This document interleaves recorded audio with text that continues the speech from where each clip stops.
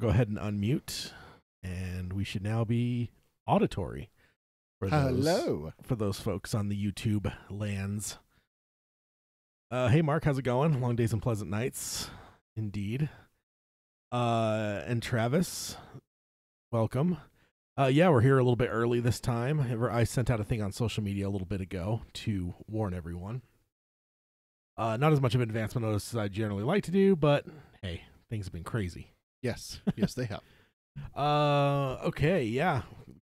Getting ready for some roundtable number 70 here in a second. Everyone in the chat see Pet Sematary? We're not going to talk too heavily about it in the episode, but we'll mention it because we went and saw it. And yeah. We also saw a movie yesterday that was somewhat Dark Tower feeling in some ways. Shazam! Yeah, Shazam. Yeah, indeed. That was there was definitely some things where it's like, hey. I think I nudged you at one point, didn't I? Yeah. Where I was like, hey, it was the door. Yeah.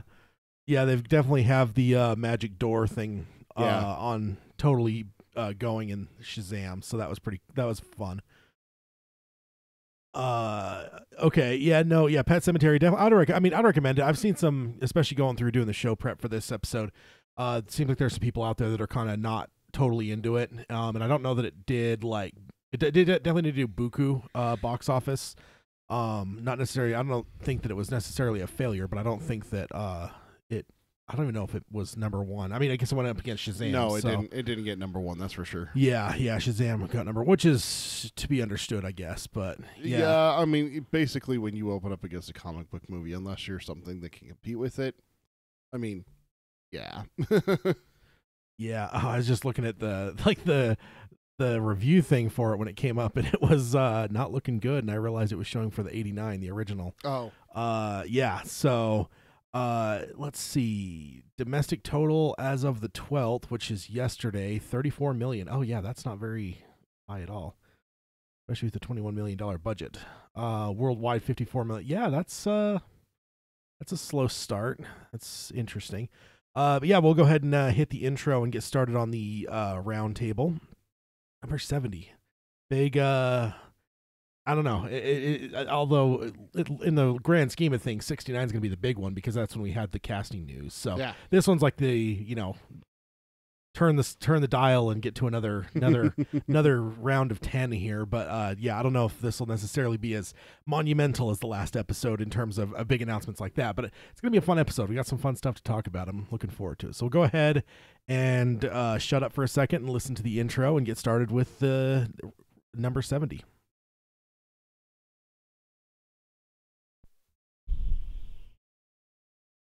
The Dark Tower by Stephen King.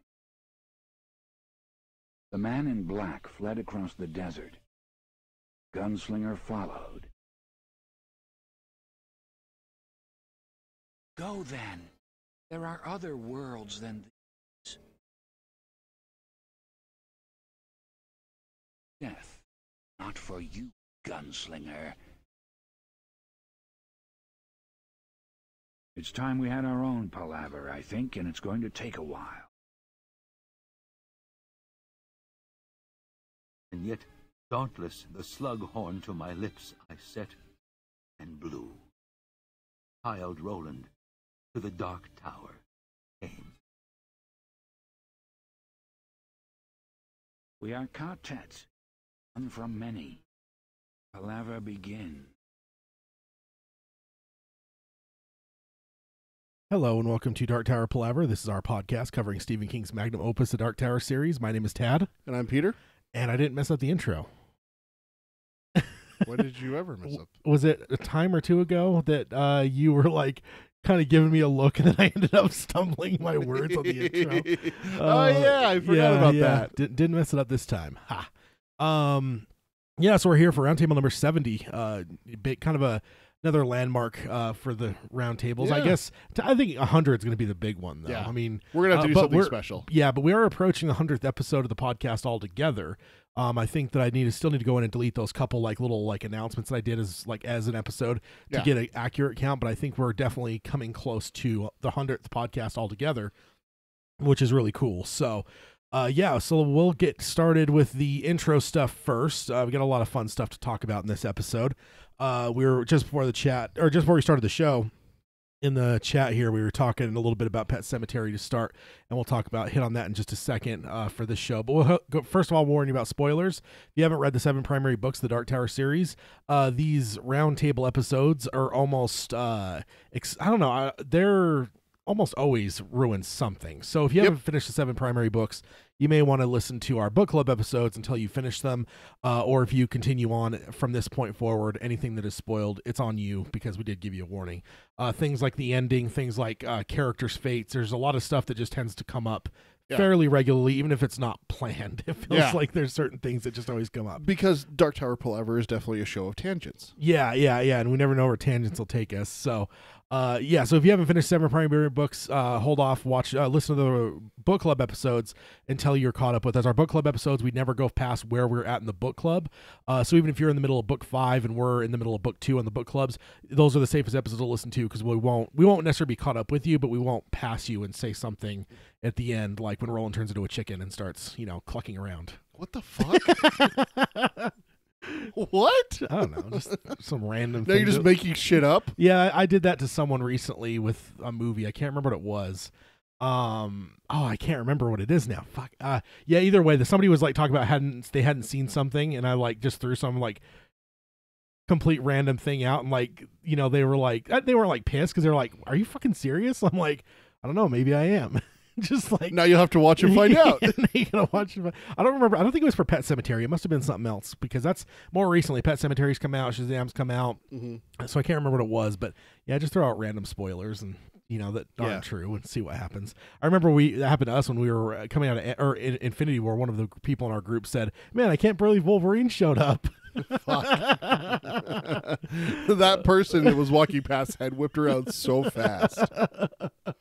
Oh, indeed. So, that's our spoiler warning. Next up, if you want to help the show out, you can do that by rate and reviewing us on iTunes or any podcasting service, but iTunes is definitely the big one. On those services, you can subscribe as well, to where you can get our shows as they come out. We do our episodes every other week.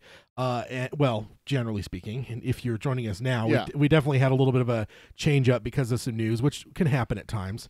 But in general, every other week is when we have our episodes. This is a pretty long, it feels like a long break too. It did feel like a long break. It was spring break. It was weird because, like, generally speaking, if we have to push an episode off, it's because something comes up, like one of us gets sick, or like something happens to where, like, okay, we're supposed to record today, but we actually have to push it, and then we end up recording 2 back to back, right? So this one was backwards. This one we ended up recording 2 back to back, but because news broke shortly after our episode was recorded, so we came back a week later and recorded. And I don't know what it is, but like there was something about having it reversed like that just, it feels like it's been forever since we recorded. Yeah, to me it does anyway. No, it's same with me. Even though we would have done the same gaps before, right? We would have just done it backwards. We would have so it's just weird to me. But it has felt like a little bit. But generally every other week, so you could subscribe to us and you'll be able to find our episodes as they happen. Like if you were watching on YouTube, or if you found us on Stitcher or something, and you're just kind of like randomly finding us, that's the way to kind of lock in with us and be with us as every episode comes out. Next up, if you want to find our show notes, they're at darktowerpalaver.com. We probably have our biggest thing going on darktowerpalaver.com right now that we've ever done on our website, and we'll get to that as soon as we're done with the intro here.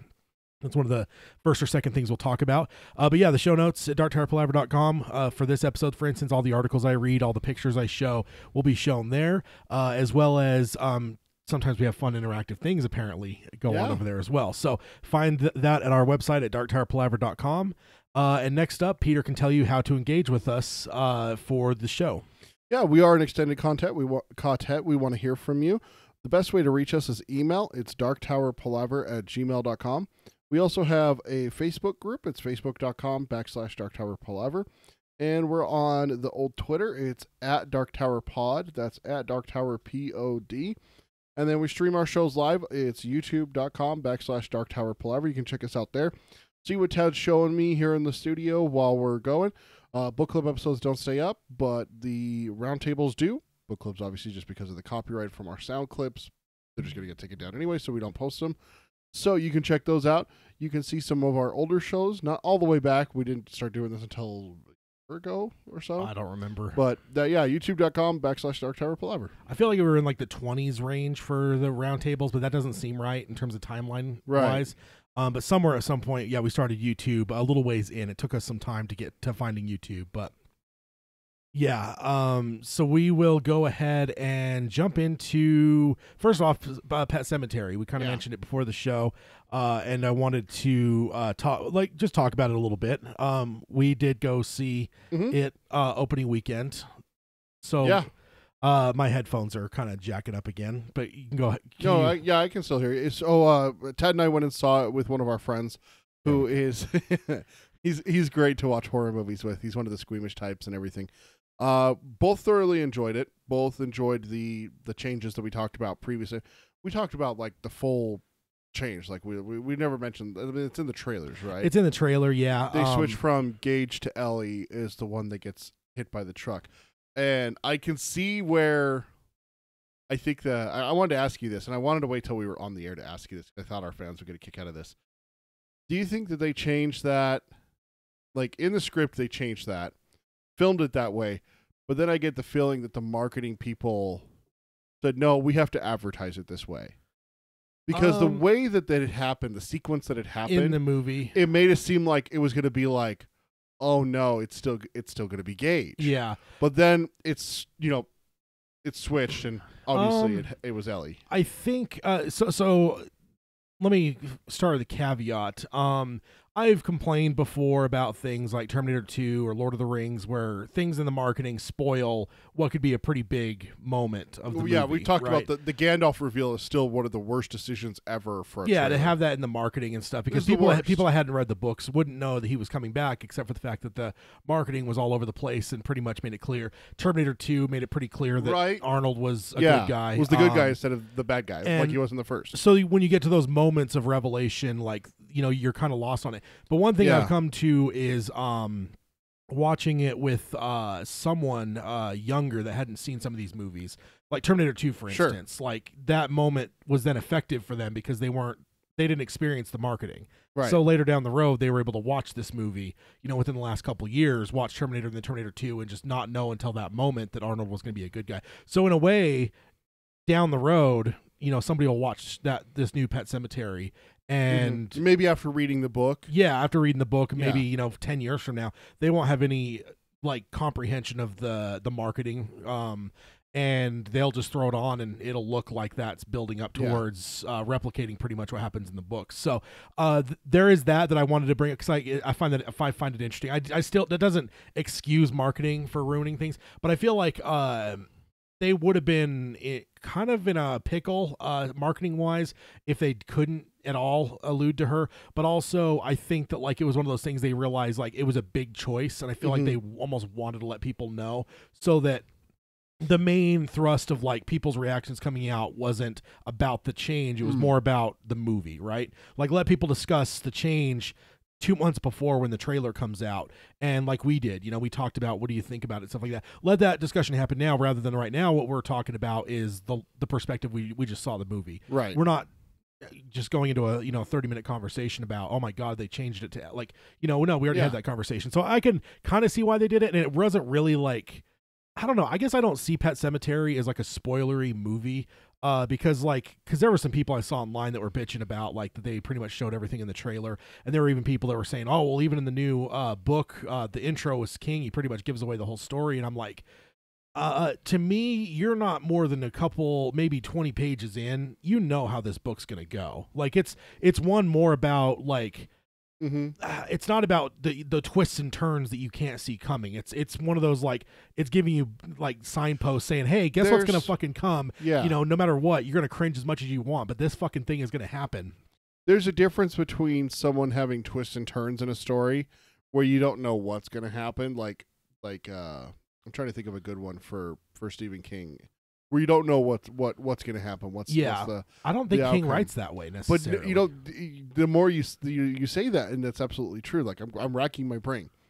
The Shining, Whereas like Game of The Thrones, for Stand. instance, right? Yeah. Let's just say those books were all completely done. Who ends up on the Iron Throne? Even though I think that question is not as important as people are making it out to be. Mm-hmm. That's kind of one of those ones where I think people want to be surprised a little bit, or like how it ends, basically. Mm-hmm. But like that's because it's a different kind of story. And I almost honestly wonder if it comes down to the way King writes, right? Like King always says he writes one word at a time. He doesn't get a giant whiteboard that he goes and goes, well, this is how I want the book to end. Here's like a really cool moment I want to see. And then he like builds his story around those signposts. He just fucking writes. Yeah. And I think because of that, like his endings aren't the be all end all. It's the stories. Right. And that's what, and he said that before, is that if you only focus on my endings, then you miss the journey. Yeah. You know, that is something along those lines. That's not a direct quote, but that's basically what King is about, is the journey.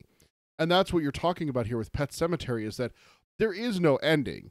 Yeah. I mean, go read the book, guys. There is no ending. But what I'm saying is like even like the element of like him putting the kid in the cemetery, like I don't think that you the second that kid dies, they've just spent half the book building the what's going to happen next. The cat coming back and the burial ground, like all the shit's been built up. What the fuck do you think's going to happen the second that kid dies? Like, no, yeah, like, it's one of those exactly. things. Like, it's not supposed to be a shocker. It's one of those things of like you're kind of sitting there. We talked about it before, the whole Hitchcock thing, you know, like basically the way King wrote that is he told you, hey, here's a bomb, you know, he knows this burial ground's going to bring things alive, and then we kill his fucking kid. What the hell do you think is going to happen? Exactly. Like, you know, like it just, and so like to me, yeah, it's not like one of those ones where you're just like, oh, how's it going to end or whatever. Like it's more of like to go through this like journey with this character through like the sorrow and stuff like that. And I don't know. And Agamorphy, clarify what you mean by the outsider had a big twist. And that was that was like midway through though, Right. No, that's what I'm talking about. It's like when you look at King's endings, there's not that 180 twist where all of a sudden it was the wife that was locked in the attic. He doesn't M. Night Shyamalan it. No, he doesn't do the M. Night Shyamalan type endings. No, he does. Yeah, the Outsider's a good example of he does. There is times that he can completely twist something on its head, and give you something completely different than what you thought you were going in for. Sure. I mean, we'll look at the third book of Mr. Mercedes series. Yeah. I mean, but again, the twist comes early. Yeah. Like it's not a late game thing for King. It's not something like where all of a sudden it is Bill, you know, stuttering Bill wakes up from a coma and it's all been a dream at the last 2 minutes. You know, that's not the way King does it. I can't think of a single one of his books where at the end I went, holy fuck, that's not how I expected this to go. Yeah. Now I would say that I kind of had that reaction a little bit with Under the Dome, but it wasn't in a way of like that I was building to that twist. It was more of just like when you finally got the answers to what was going on. Right. It wasn't fully what I had expected, but it wasn't done in a way to be like a twist that like if I would have told you, like handed you the book and said, you know, here's Under the Dome, and then you gave you one sentence of how it ends. Like, I don't think that would have ruined it for you. Like, because ultimately the main, like why the dome is happening doesn't really, that's not even like important in a lot of ways. No, it's the people inside the dome and what they're doing and doing to each other. That's the horror of that book. So yeah, I think it's just the way King writes, and I do appreciate the way they write. So with Pet Sematary, I'm not at all like bummed they did that in the trailer, and like and yeah, just when I saw the people complaining online about the book and the trailer giving away everything, I'm like, not really. Like, yeah, because like that was the thing. Like I saw a Facebook post about Pet Sematary, and I was like, oh, I wonder what people are thinking, because I don't go to websites to read reviews, like Rotten Tomatoes and stuff like that. I find that they're very biased sometimes. I mean, we experienced that with like the Dark Tower series, the movie. I mean, with that, it kind of soured me for those like review sites. So I don't really like go and read people's opinions. Yeah. But I had literally just seen Pet Sematary that night with you, and I was like, I wonder what people are saying about it. Yeah. And everyone's like, oh, the ending was terrible. The ending was terrible. The ending was terrible. And I'm going, what do you think should the ending be? Yeah. And that's my question for that. It's like, go back and read the book. I mean, the book ending is just as dark as the movie. I mean, maybe the movie ending is just a little bit more dark. Just a little bit more. Yeah, I think it is. Just a little bit more, but it's just it's one of those things It's where perfect it's for what it is, though. like, right. And it's just It's perfect for the movie. It's perfect for the story they had built up to that point, and I thought they did it. I don't know. I enjoyed it a lot, so I would recommend it to people. I know there's some people out there that are not as in love with it, so I know there's some people that might go watch it and not enjoy it as much. But like me, I enjoyed it. I would say some of my biggest complaints, I feel like the Judd relationship was very stilted. I don't think that you really ever got the closeness between the two characters there, and that was kind of weird. I guess you don't necessarily need it, but I think it maybe would have made it mean more when it came down to don't do what you're thinking about doing. Yeah.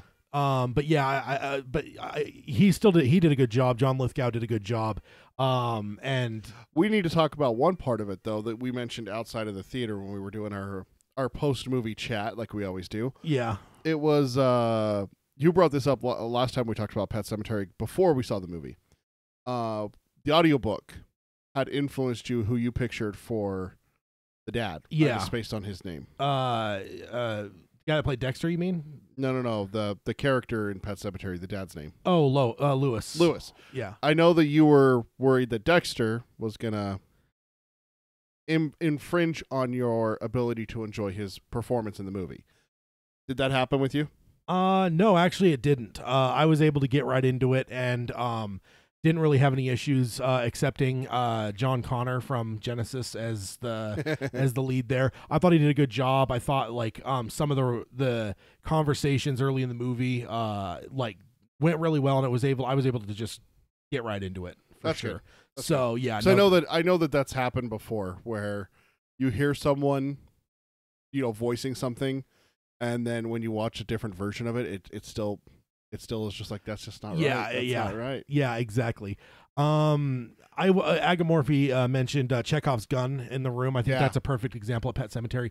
I feel like the whole thing is just Chekhov's gun, and I just feel like even as you're reading, it's not a thing about like, oh my god, I can't believe this is like just happened or whatever. Like it's just set up in a way, and I think that's why King was comfortable doing that intro on the audiobook, the new intro. Yeah. And just be like, yeah, like this is what it is. Here's where it came from. Yeah. And like the equivalent for it is that it's a runaway semi with no brakes, and you being mad that there's a crash and someone says that truck's going to crash. I mean, it's like, where this is going. Yeah. Right? Like this is like, you saw the signpost, right? Like this way to the Pet Cemetery where things come back to life after they die. Yeah. I mean, indeed. But I enjoyed it. I thought it was fun. I would recommend everyone to go check it out.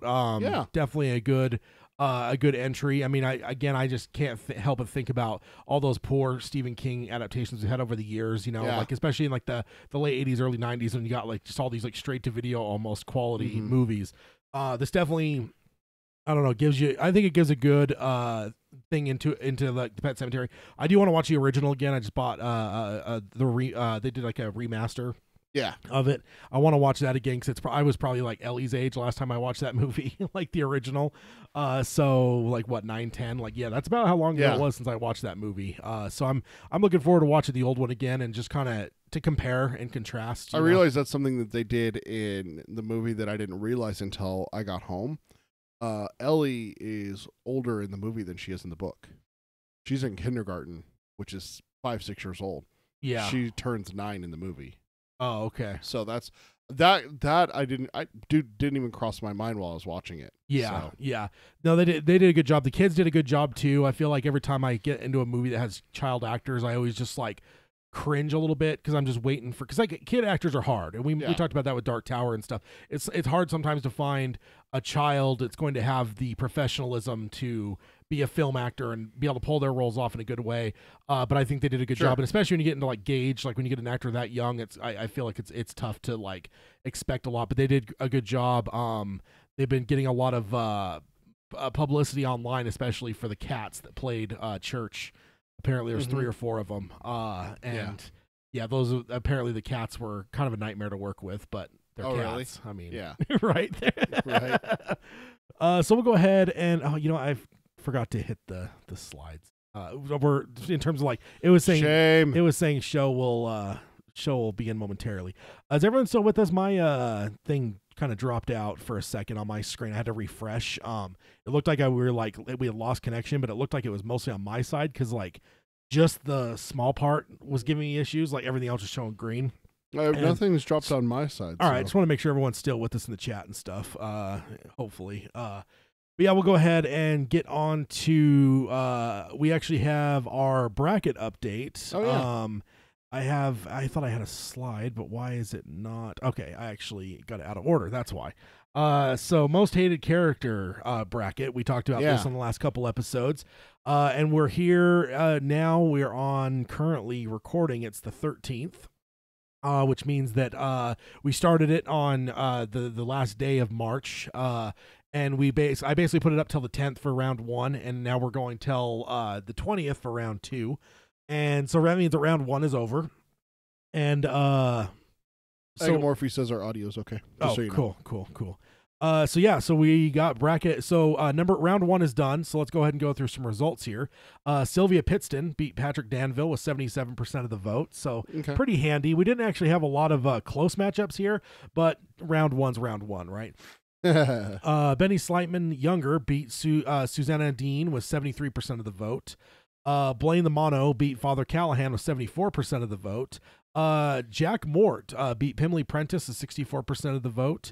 That one actually is the tightest up to this point. Benny Slightman the Older beats Fimolo, and Fumalo with 61% of the vote. That one's even closer. Mayor Thorin beats Odetta Holmes with 74% of the vote. The Crimson King beats Brian Smith with 65% of the vote. And Andy the Robot beats Detta Walker with 77% of the vote. Hey, look at that. Detta gone in round 1. Look at that. Yeah, and then I have some observations here. So all versions of Susanna that were in round 1 lost their matchups. So apparently our audience doesn't hate that character in all of her many machinations. There's still one up there. There's still one up there, but in round 2. For round 1, though, and that makes me happy because I was a little bit disappointed that like she got nominated for every way that she appears as a character. I'm like, really? Like people hate Odetta and like Susanna? Like, I mean, Detta I can get. I get one. So I fucking love Detta. I know you do. But like, I can see how some people hate her. Like Odetta, like, what is she too polite? Like, no, it's the flat out denial that pisses people off. That's what gets me is the no, this isn't real. You're not real.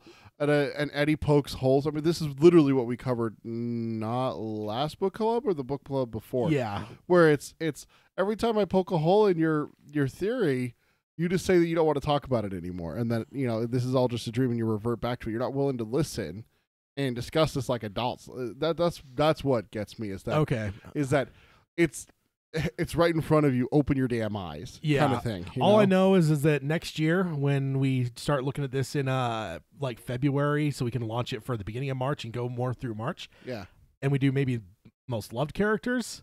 I'm really hoping that Detta shows up on that poll because I want. You're gonna put her on there just for you, and you're gonna watch it. You're gonna watch her lose. Next up, Father Callahan losing in this round. And I guess we should make it clear, of course, that losing is a good thing. Losing means you're not hated, right? So it's like golf. Like, you got the lowest score. Hooray! Like, that's the good thing here. But Father Callahan losing means all members of the Quartet of 19 who are in round 1 are out of the race. Yep. So we don't have anyone from, like, because now ultimately, I don't know if you count Mia. I was thinking about that. I was like, you might say it for the whole. She's not a member of the Quartet. She's never a member of the Quartet. Okay, so we could say she basically breaks the Quartet. That's what I was thinking to myself too. So, but I did word it in a way to leave it at least a little bit of ambiguity that because Mia is going to still be in it for round 2. But I did find that interesting. Mark's weighing in saying that his money's on Cordelia. Yeah. I'm sorry, Mark. I'll take that bet. I'll take Mordred. Now here's one. Now one that actually went. All these were kind of wipeouts vote. Like there wasn't anything closeness. Yeah. So these are all blowout votes for the most part. Like there was no 51-49 close things. The one that I thought might be the closer one was Jack Mort versus Pimley. Pimley that killed Eddie. No. I just felt like I felt like killing Eddie would at least get. I will say though that is one of the closer votes we had, so maybe it did have some impact. But I was a little bit surprised at that one because like when I was like doing these, I'm like, yeah, some of these are just gonna be like these aren't gonna be close. They're gonna because, be slaughters. Yeah, because like you've got ones that are clearly more hated. But this one, that was the one where I was like, this one might actually get interesting. And I guess it was interesting compared to the others, but it wasn't necessarily super close. Yeah. But of course, Jack Mort's a horrific saying anything to downplay him. I'm just saying that, Well, I think the big thing for me would be like, if you look at the two characters, who did worse things? Yeah. I mean, Pimley's trying. I mean, I definitely get the argument. Pimley's trying to end the universe. Yeah. And everything, but Jack Mort, dude, is just, okay. So yeah, Jack sick and fucks twisted over motherfucker. Susanna twice, and Jake kills Jake basically, right? And who knows how many others too? Yeah, I mean, that's just the characters in the book. I totally get it. I guess what I was looking at maybe was like the Han Solo effect of like, okay, Han Solo is not really that important of a character by the time you get to Force Awakens.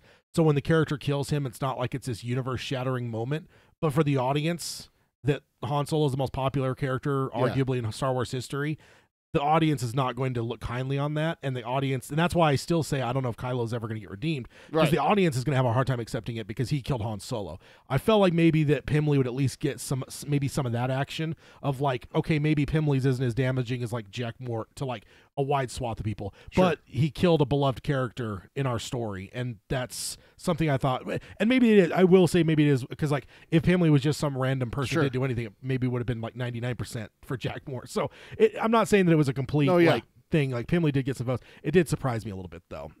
Now let's look at what matchups we have for round 2. Yeah. There were some complaints that there are some finals level matchups in this hey, round. that happens sometimes with March Madness. Yeah, so, it does. It does. So Mayor Thorin moves on to face Stephen King. Stephen was mentioned quite a few times by people, which surprised me because it's never bothered me. But apparently there's a lot of people that aren't too keen on that whole storyline. And because of that, he definitely was one of our heavy hitters. Sylvia Pittston is moving on to face Rhea the Coos. And I think that's going to be a good matchup. That's a good matchup. That's a good matchup there, Chad. I'm looking forward to some good defense, some good offense. Benny Slightman Younger takes on Calvin Tower. I don't know that one's going to be very close. Oh, not to me. And then Blaine the Mono takes on Mia. That'll be an interesting one. And see, like Blaine to me, I guess I've never hated Blaine, so like I found it surprising a little bit that he won the vote last time around. I mean, I guess Father Callahan's not. He's. I would say I like Father Callahan a lot too. So I actually probably did vote Blaine when I voted myself. So I did. I get that. But Mia, I think, is definitely more in a realm of maybe Blaine might even get stomped there a little bit because I wonder if Mia is more hated. Yeah. Because of the actions there. Now this is the one. This one feels like a finals match. Jack Mort versus Gasher. Oof. That's one that I believe it was Chris from Australia that chimed in. He's like, "How is this in round 2?" And I'm like, "You're right." But I basically what I did is I randomized the first round things completely, and then what I did for the second round things, I didn't really look at like who would match up with who when I put it together for the second round. The only thing I did is I looked at the second round and went, "Let me just make sure certain positions are on other sides of the chart from each other, so that we're not getting a bunch of like." Rhea versus Cordelia, or well, I don't remember, but I want to make sure I think I made sure that like Rhea and Mordred weren't on the same side. Right. I feel like those two need to be on the opposite sides, sure. And if they face off, it should be in the finals. Yeah. I did things like that, but I did not at all look at like the second round people as I was plugging them into who they might face. Nope. So like this one was completely blindsided to me. But I think that's going to be a good matchup. I think that's a really good matchup. The other one also is the top right one there. Ben Slightman, the Elder versus Mordred. Yeah, that's the next one I've got. Dude, man, Mordred's a detestable character. We know what he did. But man, I'm one of them. I fucking hate Benny Slightman, the Elder. So that's a tough one for me. Yeah, because he's pretty detestable. I mean, the worst part about Mordred though is that he has it split. Not only for the people who root for the Quartet like me, but the people rooting against the Quartet like you, who root for Flag. Because, Mordred killed him, too. So Mordred's just got, like, that double level of people who like the Quartet and people who hate the Quartet, so. Yeah, so that'll be an interesting matchup. Next up is Crimson King is matching up with Andrew Quick. The Crimson King obviously beat... now, did you find Brian Smith? Do you feel he belongs? I don't even remember who Brian Smith was. He's the one that hits Stephen King. He's the guy that runs over Stephen King. Oh, yeah, the shithead. with the dogs. Yeah, and I just feel like the way those scenes play out in the book, and like I always wonder like how much of that comes from like what Stephen King really remembers, like because he just feels like he's just so like uncaring and so like more worried about himself than anything else. Yeah. And like so like I wondered about like him, and I wondered after like close to the end of the polls, I'm like I should have maybe given some description just in case people didn't fully get who everyone was. But either way, the Crimson King beat him and moves on to face Andrew Quick. I think that's going to be, I don't know, that one's an interesting one. I don't really have a That one feels like, you know, like when you first hear the matchup, you're going, oh yeah, that's going to be a slaughter, but then you go, well maybe not. Maybe it will be a little bit closer. So yeah. And then the last matchup for round 2, Andy the Robot moves on for the dark horse favorite for possible champion, Cordelia Delgado. Yeah, that one. I think Cordelia is like, I think you got Mordred and you got Rhea. And I think those are those are your 1-2 seeds. Like those are like the ones that, like everyone's expecting to be in the finals, right?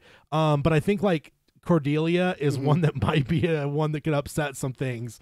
And because she's, I mean, you can argue that she's even more detestable than Rhea, because a lot of what happens at the end there is more to do with Cordelia in a lot of ways, right? Like she's kind of the one that pushes things over the edge, and she's the one that she's one of the ones calling for things to happen. Rhea comes to her, and Cordelia's just kind of given up.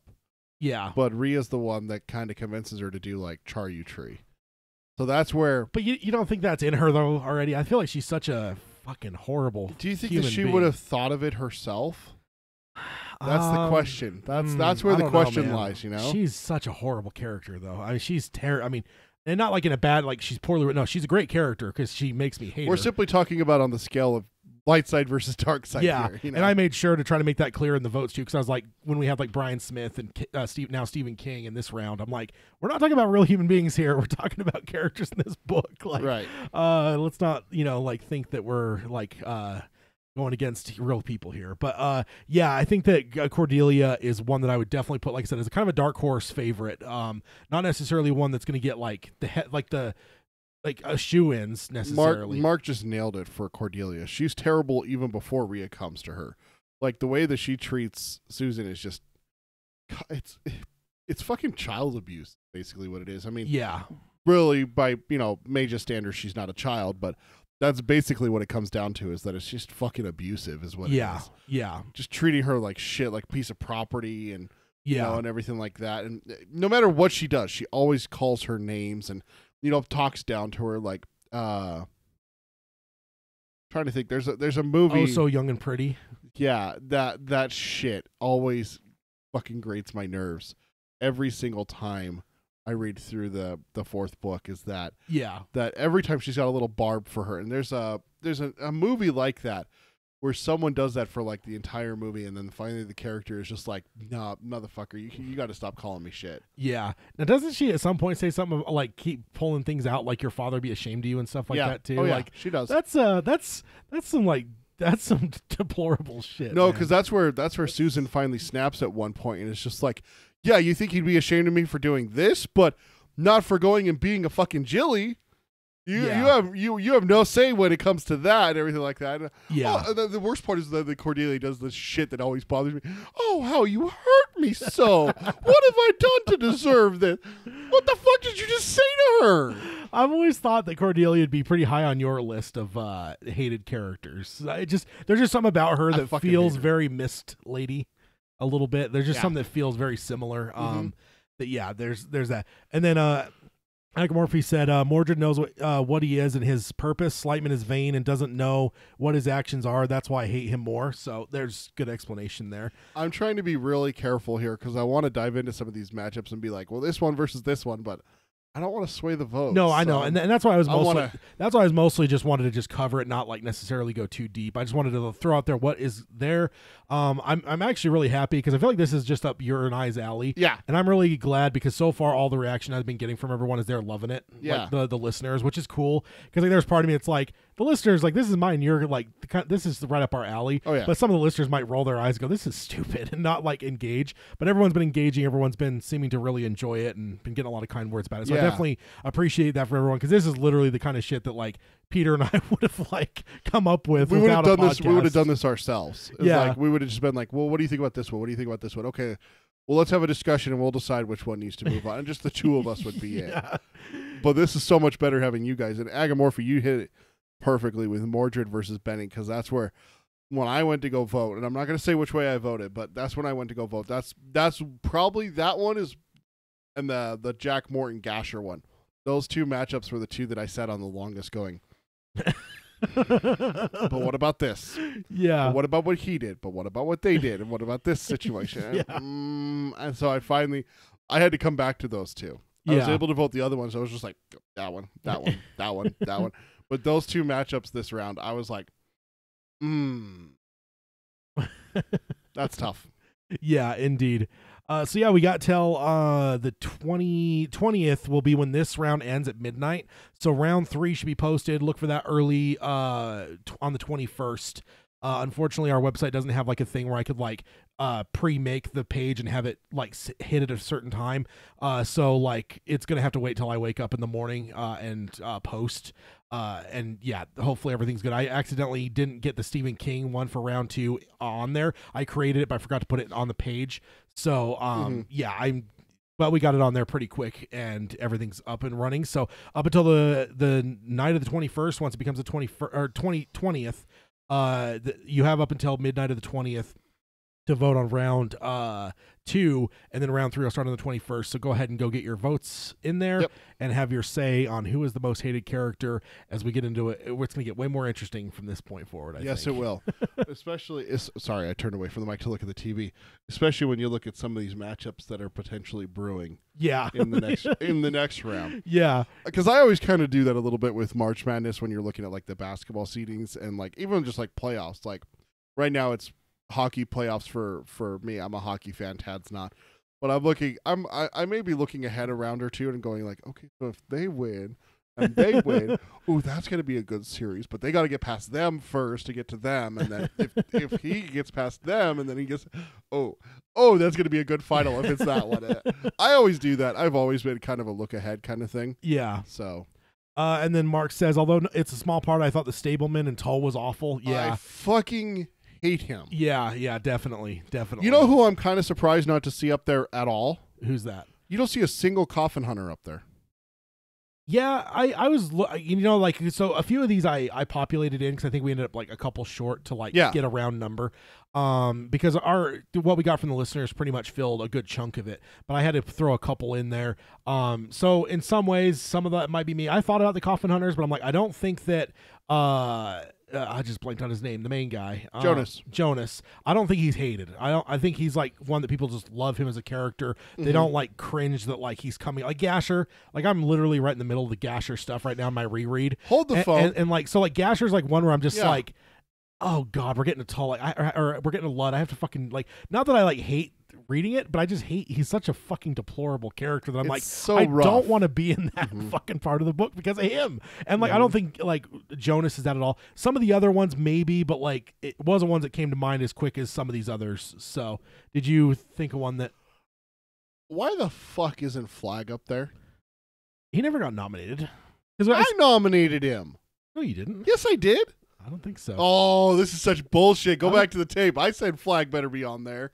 No, I don't remember you saying that. I don't remember. Because I said it's not just a matter of like, like Roland and Flag, debate stuff here. Oh, I think that's what it was. Yeah, that's right. You did take those two off the table. So we're gonna take Are we gonna take Roland off for the good guy one then? No, because with this one, it's just like, if you hated Roland, like you wouldn't be reading the series because like you hated Roland the first time through. No, I hated some of his choices. And then like with Flag, I don't know that anyone like gets to those Flag moments and sits there and grates their teeth because he's just like whatever. Like Calvin Tower, another one. Like you don't want to get to portions with him because he's just so fucking infuriating because he's just the worst. And like I just don't think that Flag's in that realm. I thought of like Jack Andolini. I don't think he's that way. I think Jack's very much like Jonas. Like you like, or even Balazar. Like I don't think those guys fit in that. They're same bad way. guys, but they're not deplorable. Yeah, they're not like ones they do shit that's deplorable. Obviously, like I mean. Balazar talks about the Irishman who came in to talk to him about booze and blew the cards over and he just killed him and had him buried under birds that could shit on him. Yeah. Yeah. That's deplorable. It's like, oh God, dude, like fucking vindictive and evil. Yeah. But like the stuff that he's doing, I mean, let's be honest. It's just business with Eddie. It's just business. Yeah, indeed. So now we will jump over to the next topic, and it is Hat Watch. I'm in my reread. Yeah, you're rereading. So I came to a kind of an epiphany a little bit. So I love that you got slides for this. I had I hit some moments that mention hats somewhere between as they're moving towards getting to like river crossing and Lud, I guess. Somewhere in that realm, there was a few. The main one that I remember, but I forgot to write them down. The one that I remember, obviously, the bridge. And I think even when this original debate came up, the bridge is one of the first ones mentioned of, like, he had a hat there. So I remember the bridge there. But I think that what I've come to the conclusion of is that, like, early on, he doesn't have a hat. It seems like he pretty much gets one. Not that he like legitimately gets one, but one just bamps on his head, and it's pretty much there the rest of the time. So what I'm going to do for Hat Watch from now on is if it mentions him again without a hat, then because I feel like now it's just been like one after another. Like every time they mention hat or no hat, he always has a hat. So I feel like early on he doesn't. The rest of the story, my thought is that he's going to have one. So what I'm going to be looking for now is moments that may mention a hat that's not there anymore, because that I think it would be more it's like one of those like well, today there was not a car accident at this intersection. Well, how many times would you have to say that, because there's hundreds of cars go there? That's where I'm almost thinking, like, I feel like I'm just like overloading with like he's always has a hat now. I'm thinking that King just made a decision that like he has a hat. So but in the future, if there's a point that I hit into something where it's like Roland's bare head or something, and there's no thing about his hat flew off or something, then I'll bring it up, because it's like, well, here's another moment where Roland doesn't have a hat. So I feel like that's what we're going to do with that going forward, because, there's quite a bit. There was a few portions of early book 3 that his hat was mentioned, include the bridge being the big one that I do remember just off the top of my head. So, and on the bridge, it flies off, right? It flies into Susanna's head, or because she's on his back. It flaps back. It kind of flaps into her face. Yeah. So there, you do have that there. Yeah, I'm just getting to the point where Jake just got into the room with Andrew Quick. Andrew's just asking him for the watch. Now let's remind everyone too, for Andrew, as you guys are going to vote for Andrew Quick, vote for or against him. Remember when he rings "oi" like a rag. We're not supposed to be trying to sway the vote. It's like Brian Smith, though. I don't want people to just think like, oh, Andrew Quick, like whatever, like he's a small bit thing, but like let's just at least remember there is a reason for him to be on the list. Same with like, because like I feel like with Brian Smith, if I would have just been like, just remember, guys, this is the dude that hit Stephen King, and like maybe even pull like a line from the book where like how fucking like annoying he is, with the fact, but I didn't, and I'm not trying to sway them, but I'm just trying to say, let's just remember he's not as bad as Gasher, I don't think, but like I guess people could have different opinion, but he definitely doesn't like that whole trip with Gasher and Jake is like terrible. Sure. So that's it for Hat Watch. Let me go ahead, and I have the slides out of order, so I got to jump to the first thing we got here is actually an article. And then Mark said, well, hold on, Mark's in the chat, even when it says he has no hat, I ignore it. I can't picture him without one. Yeah, and I think that a lot of people do. I think this mostly just came up because, we mostly just started pointing out as people complained about the no hat in the movie, that were like, hey, he doesn't have a hat in the book. And then it like turned into a debate about, well, that's where I was doing a read through right at that moment. I was in starting Wastelands. And that's where I was like, I don't think they've mentioned a hat once in the series, like that I can remember. And I started racking my brain. I was like, all right, I'm going to keep tabs. And now that you say the bridge one, that comes to my mind, and then the other one that I remember in Lud is where they see the statue of Roland, and they talk about his hat. That he is wearing a hat. Yeah. So, that's true. That there is that one indeed. So this next one is actually a news article here from TV Guide called "Everything We Know About the Dark Tower TV Series."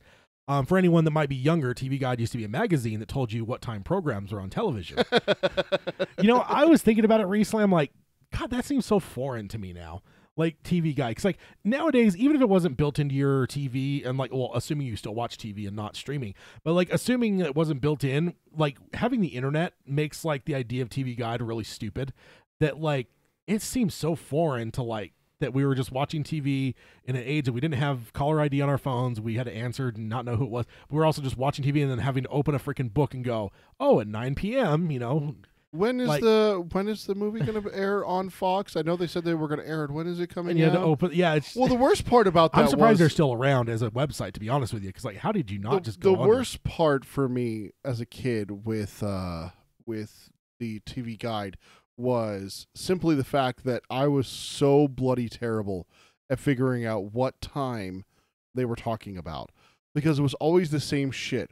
Oh, this show is going to air at 9 Eastern, 8 Pacific, and I was, what the fuck are you talking about? Like 9 Eastern, 8 Central. Okay, what the fuck is that? You know, Yeah. like, seriously, it wasn't until I was a little bit older that I finally understood the fucking time zones. Yeah. It's just like, give me a regional one. Yeah. Like that's what it does now, and that's the worst part is now is that TV Guide still ruined me a little bit.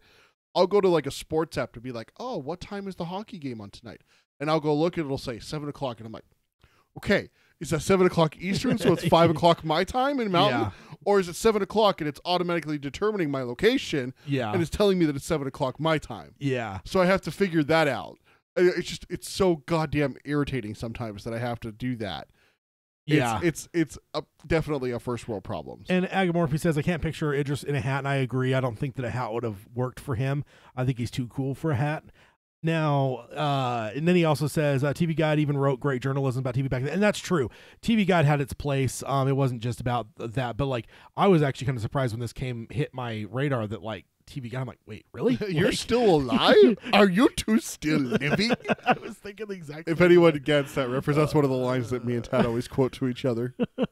Okay, yeah. So this was actually the reason this is a kind of an article sometimes that I might skip, just because like whatever, like unless we needed an update. There was one time one of these came up, like everything you need to know, and it was about like Castle Rock or something, where I was like, yeah, we need a good update because we don't know where we're at with everything. Yeah. But the reason I actually did this one is that Glenn Mazzara actually retweeted this.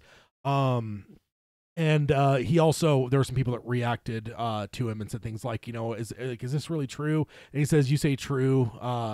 And I can't remember, there was some other, he was definitely using some Dark Tower terminology, which is really cool. And yeah, it seems like That's something me and you would do. yeah. And If we we do, were in charge of something like and that. we do it on here, right? Yeah. We do use. We say it in like the Facebook stuff, and I know you do it on Twitter, even though I don't go on there. Thank you, Si. Yeah, indeed. So this is written by Liam Matthews from TV Guide on April 1st, 2019, and this is there's no bamboozling here, even though it is on April 1st. That always makes me cringe. And it was funny because there was a couple articles, like I don't even know if I have any of that I shared. I can't remember if I did. They came out on April 2nd. No, it looks like there was none of them that were that important. But like some of the ones that came up on my thing where there's just these different news things about this and that for entertainment, and they came out on April 2nd. There's like a heavy influx of articles that day. I'm like, I wonder if they hold off posting articles until the 2nd because they don't want All right, people. boys, it's April Fool's. Go home. No one's going to take us seriously. Yeah, no Close kidding. up the printing press. Yeah, no kidding. I mean, I certainly am pretty much distrusting of the whole internet that day. It's a silly place. Let's not go there. Okay, so this is a cool article, though. And so I'll just kind of read through it here. It was adapted into a movie in 2017 starring Idris Elba as Roland and Matthew McConaughey as Roland's nemesis, the Man in Black. And around the time it was announced, there was a companion TV prequel series in the works as well. Then the movie was unsuccessful both financially and with the fans. The TV series seemed dead in the water, which, yeah, that is exactly. I mean, we didn't know until recently that was even still a thing. Like it was. Yeah, we were like, felt, what? It felt very bleak that it was even in the works still. Yeah. Then it says the Dark Tower is too rich of a text with too devoted of a fan base to be thwarted by a failed movie adaptation, especially in the Stephen King adaptation renaissance era that we're living in. So here's what we know about the TV series so far. So that's kind of the intro they have. Nice. So that's good. And I at least like we can all pat ourselves on the back there, you know, with an all too devoted fan base. Like I think like that's good. Good to hear that we got a fan base that is strong enough to survive, you know, a movie that was, you know, whether you call it bad or, you know, whether you enjoyed it, either way, we have to at least say that it was divisive. Yeah. If, you know, to get through that, it's good to have a fan base that's strong enough for that. Yeah. Because some fan bases might go underground and disappear at that point, but no, we're still here waiting for a TV show. Yeah. It says it's going to be it's going to pilot at Amazon. Amazon, which is trying to become the home of epic fantasy TV, is reportedly near a pilot order for the series per Deadline. It will be produced by Media Rights Capital, the independent studio behind shows like House of Cards and Ozark, as well as the Dark Tower movie. It will be exclusively or executively produced by Glenn Mazzara, who previously was a showrunner on The Walking Dead's acclaimed second and third seasons. The movie was rated PG-13, but the presence of Mazzara in the streaming home indicates a darker, more faithful take on the material, which I think we've all kind of assumed, like and hope for, since it is on streaming and stuff. And Glenn Mazzara being from like first Walking Dead last, and then before that I think he was on The Shield, which is not necessarily even in an era of like that was an earlier day of a little bit before like the new golden age of television, but it was still one of those darker, grittier, more brutal shows of like the late 90s that on cable, that as much as they were able to get away with there. So I think that definitely gives me hope that this isn't going to be TV whatever G or what, I can't remember what it is, like TV. I know TV PG. I know TV 14's a thing, but I don't remember what it is below that. But yeah, it's probably going to be something. I mean, not that they rate streaming things, of course. Then it goes on here. It has it's Roland and it's Men in Black. The gunslinger Roland Deschain will be played by Sam Strike, a young British actor who was previously a cast member on the long-running British soap opera EastEnders, and more recently starred in the sci-fi horror series Night Flyers. And though his role is not confirmed, which I don't know if it's not confirmed at this point, Deadline reported that Finnish actor Jasper Pakkonen, best known as the Vikings and Black Klansman, will be playing the Men in Black. I mean, I think he's confirmed for the show. I think what this is saying is that they don't know that he's confirmed that he's playing Flag. He might be playing someone else, which I think is highly unlikely. Who has many different aliases, and in this story will go by Martin Broadcloak, which is what he is called in Gilead when Roland was young. So yeah, that's kind of up to speed on that. It will tell Roland's origin story, the first book of the Dark Tower series. The Gunslinger started somewhere in the middle of Roland's story, with the fourth book, Wizard in Glass, and the eighth book, The Wind Through the Keyhole, flashback and fill in his earlier life. The plan for the series has always been to tell the story of young Roland, and was originally described as an adaptation of Wizard in Glass, a tale about a teenage Roland and his friends traveling to a place called Magus and experiencing great beauty and tragedy. And from Deadline's description of what the series will be, an origin story of how Roland became a gunslinger and got his guns, his first conflict with the Men in Black, his first love, and his first mission as a gunslinger. That's the quote from Deadline. It sounds like Wizard in Glass is the Wizard in Glass plan is still in place. No word yet on whether the series will use the pilot script, which was written by the movie's director Nikolai Arcel and co-writer Anders Thomas Jensen, which I actually had forgotten that they had written. Yeah, so I'm glad that I went through this because like, oh yeah, I forgot that I forgot they were working on a script for the first episode. So I'm guessing not. That's my guess. Just as feel like with the time they've spent with Glenn Mazzara and stuff, I feel like they've probably rewritten the pilot, but we'll see for sure. When it comes out, we'll probably see what credits are on there for writing and to know what happened there. Next point here, Idris is out. The original vision for the show was that it would be a connection to the movie with Elba and Tom Taylor reprising their roles in a framed narrative as Roland tells the story from his youth to his quartet. And then it says in parentheses, Destiny-bound travel companions. But Deadline describes a series as independent from the movies, and casting Sam Strike obviously shows that they are taking the character in a different direction. And since the movie didn't work out, it's definitely better to have a fresh start. Yeah. So, yeah, we definitely knew that. Now, this is one that slipped by me, and you're going to have to compose yourself. But Billy Bumblers are in.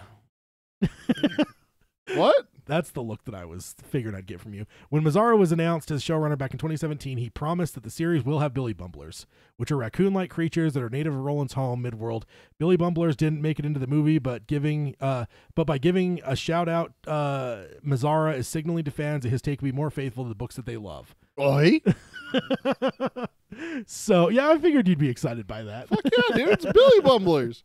And then the last thing here is, if it happens, it won't be for a while. The Dark Tower series is in pilot stage, so Amazon could decide they don't want it.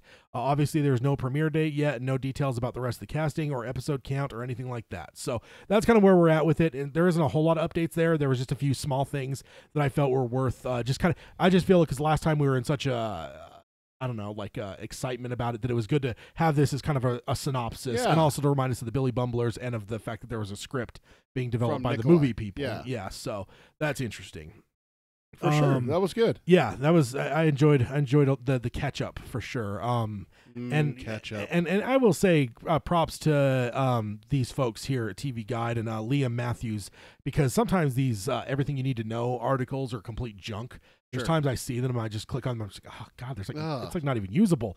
But this one was good. So props to him. And that's kind of our update, and that's where we're standing right now. So as we go forward with any news in the future, that's kind of where we stand now. So what I would anticipate in the future is to see some casting announcements for other cast members, and then maybe like filming dates, a confirmation of for those two that they're playing those characters, because like they brought it up like, well, he might be playing Martin Broadcloak. Yeah, yeah, and I feel like that is a little bit more solid than they're making it out to be, but I guess we'll see. So the next one is an interesting one. This is Stephen King, 10 Best Supernatural Villains. And, you know, I don't know, one thing that I know we've found on here that we love is, and the picture has nothing to do with the article, I will say. The picture had, or the article has pictures for each of the slots of the 10, but it didn't really have like a header picture. So this is one I just pulled off Google. So gotcha. Don't look for this as any kind of like indicator of what's in the article. I just thought it was a really cool picture. I liked the one they used for Flag in this. Yeah. You see him over there under Carrie, right? Miniseries Flag when he's in his demon form. Oh, okay, yeah. Oh, yeah. I see it. So I thought it was cool, but yeah. So this is basically top 10 list made by Mark Buxton from Den of Geeks on April 4th, 2019, and it's basically as it says, the supernatural villains of King ranked top 10, and we love rankings. I mean, we do. It's just a fun thing to talk about. We do. So with this, we'll kind of go through it, and with each one, just tell me reaction in terms of like, do they belong on the list? Does it seem high? Does it seem low? And then at the very end, if there's any that you feel are missed or whatever, or in the wrong area, just fun little conversation, I think. Okay. So number 1. Wait, so this is number 10? Or number 10. Number 10. I'm sorry. Yeah, number 10. I was freaking out there for a second. Yeah, number 10, Gage. Gage Creed and the Pet Sematary from Pet Sematary 1983. When Gage is killed by a truck, overcome with despair, Lewis buries his son in the cemetery. What comes back is a true horror of epic proportions. Gage is such a disturbing villain because he once existed as an object of pure affection. The once totally innocent soul is now corrupted and ridden with a supernatural darkness. The Pet Cemetery itself is rumored to once have been a burial place for cannibals, and the spirit of Wendigo dwells in the soil. Now Gage is back with the most ancient of curses coursing where blood once flowed. Every father's nightmare turned even darker. King felt the book was too dark even for him and shelved it until his wife Tabitha and his friend and author Peter Straub encouraged him to share his bleak vision of paternal loyalty with the world. So thank you to Tabitha and Peter Straub for giving us this, because I couldn't imagine the King universe without this, even though the book is really fucking dark. It's very dark. So what do you think? Definitely belongs. Yeah. Definitely belongs. And I will... Maybe a little too low. Yeah, it's definitely one. And I will say that kid... This is most supernatural, like best supernatural villain, right? Yeah, like ranking them in terms of like who's the best. Like this is the top 10 best. Not like their power, not like their... Who would win in a fight or nothing like that. This is just like who's the best, like cream of the crop, top 10, like that kind of thing. So that one's kind of fun. Definitely worthy addition for sure. The next one, the Leatherheads from Under the Dome. Much more frightening than a typical villain, the Leatherheads are an alien race responsible for the construction of the dome that covers Chester's Mill. They're in the same vein of H.P. Lovecraft's cosmic horrors, being much older and more powerful than humanity. The mere sight of them could drive a man mad. They're beings with the power of gods, but no connection to or feeling for humanity. Just cold observers that exist on a different layer of reality. The Leatherheads construct the dome in the same way a child makes an ant farm, out of morbid curiosity to watch how lesser creatures exist. Their casual disregard for humanity makes them totally terrifying, because unlike some of King's other antagonists, there is really no way to fight them. Nope. Yeah. Yeah, I would say that, like, again, I know this is not a popular one when it comes to the end. Like, a lot of people are not really fond of this, and I don't think that the failed adaptation they did on with the TV show that went over a couple of years was overly popular. So I think that's kind of made Under the Dome a little bit less than desirable in the realm of King's Pantheon. But I would certainly say that, yeah, this is a worthy addition to the list because these guys are, they are. It's pretty dark. Like, just when you get terrifying. Yeah, when you get that revelation that they're just basically like kids with a magnifying glass frying ants. Like that's like that's terrifying. Yeah. So these guys are and I know this is the second Under the Dome reference. We talked about it earlier in the reference of the endings and stuff. But yeah, that's definitely a good addition. Good choice on the picture too. This is totally them. This is them. Yeah, they had the pictures. They did have the pictures. There was I was fond of the pictures as well. Of course you were. I thought Gage was really good too. So going to number 8, The Overlook, The Shining, 1977. The novel's most riveting sections feature past accounts of other times that the Overlook weaved its dark magic, transforming good men into monsters. The walls of the Overlook can barely contain the rage within the heart of the hotel. And as The Shining plays out, readers discover just how corrupt the place is. Make no mistake, it may not have arms to swing an axe or legs to chase down its victims, but the Overlook is a hungry sort of evil that demands to be fed. And I think there's more to this. I'm kind of abridging some of the descriptions here just to keep it super as pithy as possible. Sure. But yeah, like we all know, obviously, like the rest of what's going on here. It corrupts Jack, and that's the whole thing of it. And I feel like The Shining, like, or The Overlook, I think it's a worthy adversary because I feel like it's one that it's also popped into some of King's other works. It's been referenced and stuff like that, and I feel like Dr. Sleep heavily, obviously. Yeah. Well, there's another Castle Rock. I was gonna say there's another one that talks about it. Book wise, I can't remember which one it is now off the top of my head, but yeah, Castle Rock definitely references it, which is really cool to see. Like, outside of just King's works now, and everything. But yeah, definitely understand the evil of that place for sure. Yeah, definitely, and the power of it too. Yeah, totally. Okay, so next up is Raggedy Man from Cell, 2006. Did you read this one? Yeah. Okay. I was remembering I remember like almost buying the hardcover, but I never did. So like, and I actually still haven't read it. I know the premise and stuff, but I've never actually read it myself. I read through it, and Did you read it later on though, right? You didn't read it like back in 2006, right? No. Okay. Let's say I want to say that I remember talking to you about it back in those days, and it was just like, oh no, I've got to read it, and then it never happened. But you did make your way back to it. That's good. I read it when they were getting ready to release the movie. Okay. With John Cusack and Sammy J. Was it? Yeah, or TV. It was on TV, wasn't it? It may have been a TV movie or a TV. I think it was just a straight-to-video one. Oh, okay. Where they didn't even release it in theaters. They just made a straight-to-video movie. Huh. I don't think it's very popular either. No, it was not popular. It did not do well at all. It says fans of The Walking Dead need to recognize King does zombies too, and they're sphincter-tighteningly scary. In the Cell, a pulse travels through cell phones all over the world. Anyone on their phone at that fatal moment turns into a zombie. These villains are a different breed than the popular Romero clones, as the pulse also unlocks latent powers of human mind like telepathy and levitation. The Raggedy Man is their leader, is the leader of the zombies. He thinks, organizes, and commands. He has all the nihilistic hunger of a zombie, but he has the planning skills and foresight which make him a truly frightening antagonist.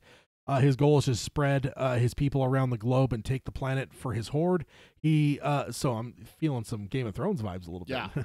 Yeah. He sees humanity as a threat to his people and seek to destroy them to protect his new race, which could make him literature's first sympathetic zombie villain. He's also seen wearing a crimson Harvard hoodie, giving the creature an atypical zombie air of intelligence and capability.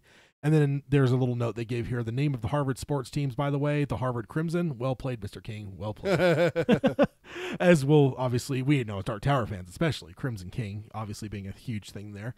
Okay, so next up, Mr. Barlow, Kurt Barlow from Salem's Lot, 1975. Okay. Salem's Lot was King's second published novel and the first of many novels centering on the idea of preternatural creatures releasing the beasts inside of regular people. It was also his first small town novel, a setting that King would return to many times over the decades, which that still blows my mind. I know it's only a second book, but like to say King's first small town book is like crazy because that's just so King. Like I would almost say that's even more definitive of King than like horror would be small town. Like I just feel like that's such a bread and butter of King that it's definitely a good one.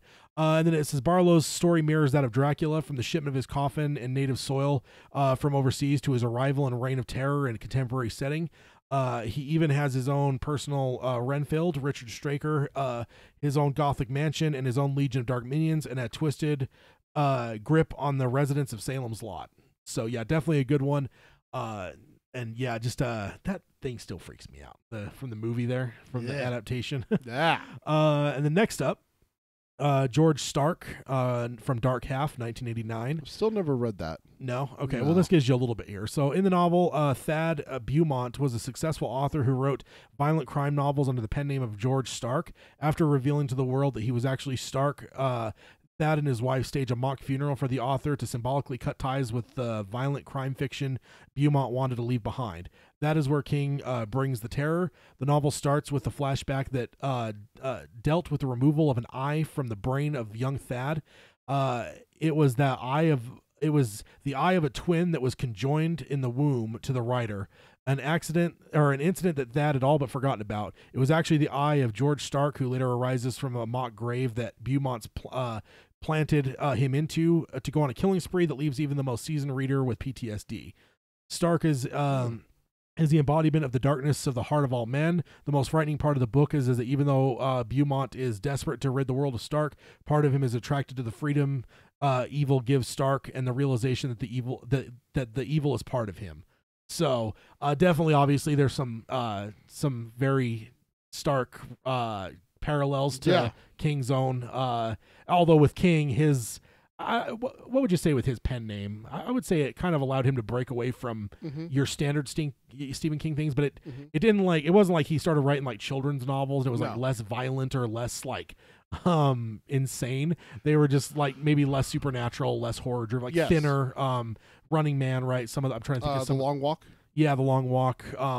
Just some of those are like, it allowed him to do some different things, but certainly wasn't less. It wasn't like he was like this like angel author that used the pen name to like create these horrible things. He just created the horrible things all the time. That's right.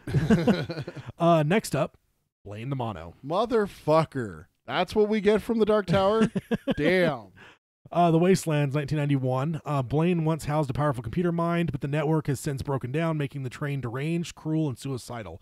Roland and his quartet need the train to travel out of Wasteland so Roland can finish his quest for the Dark Tower. They board Blaine, and they're horrified to find Blaine has gone completely insane. The train forces them into a game of riddles.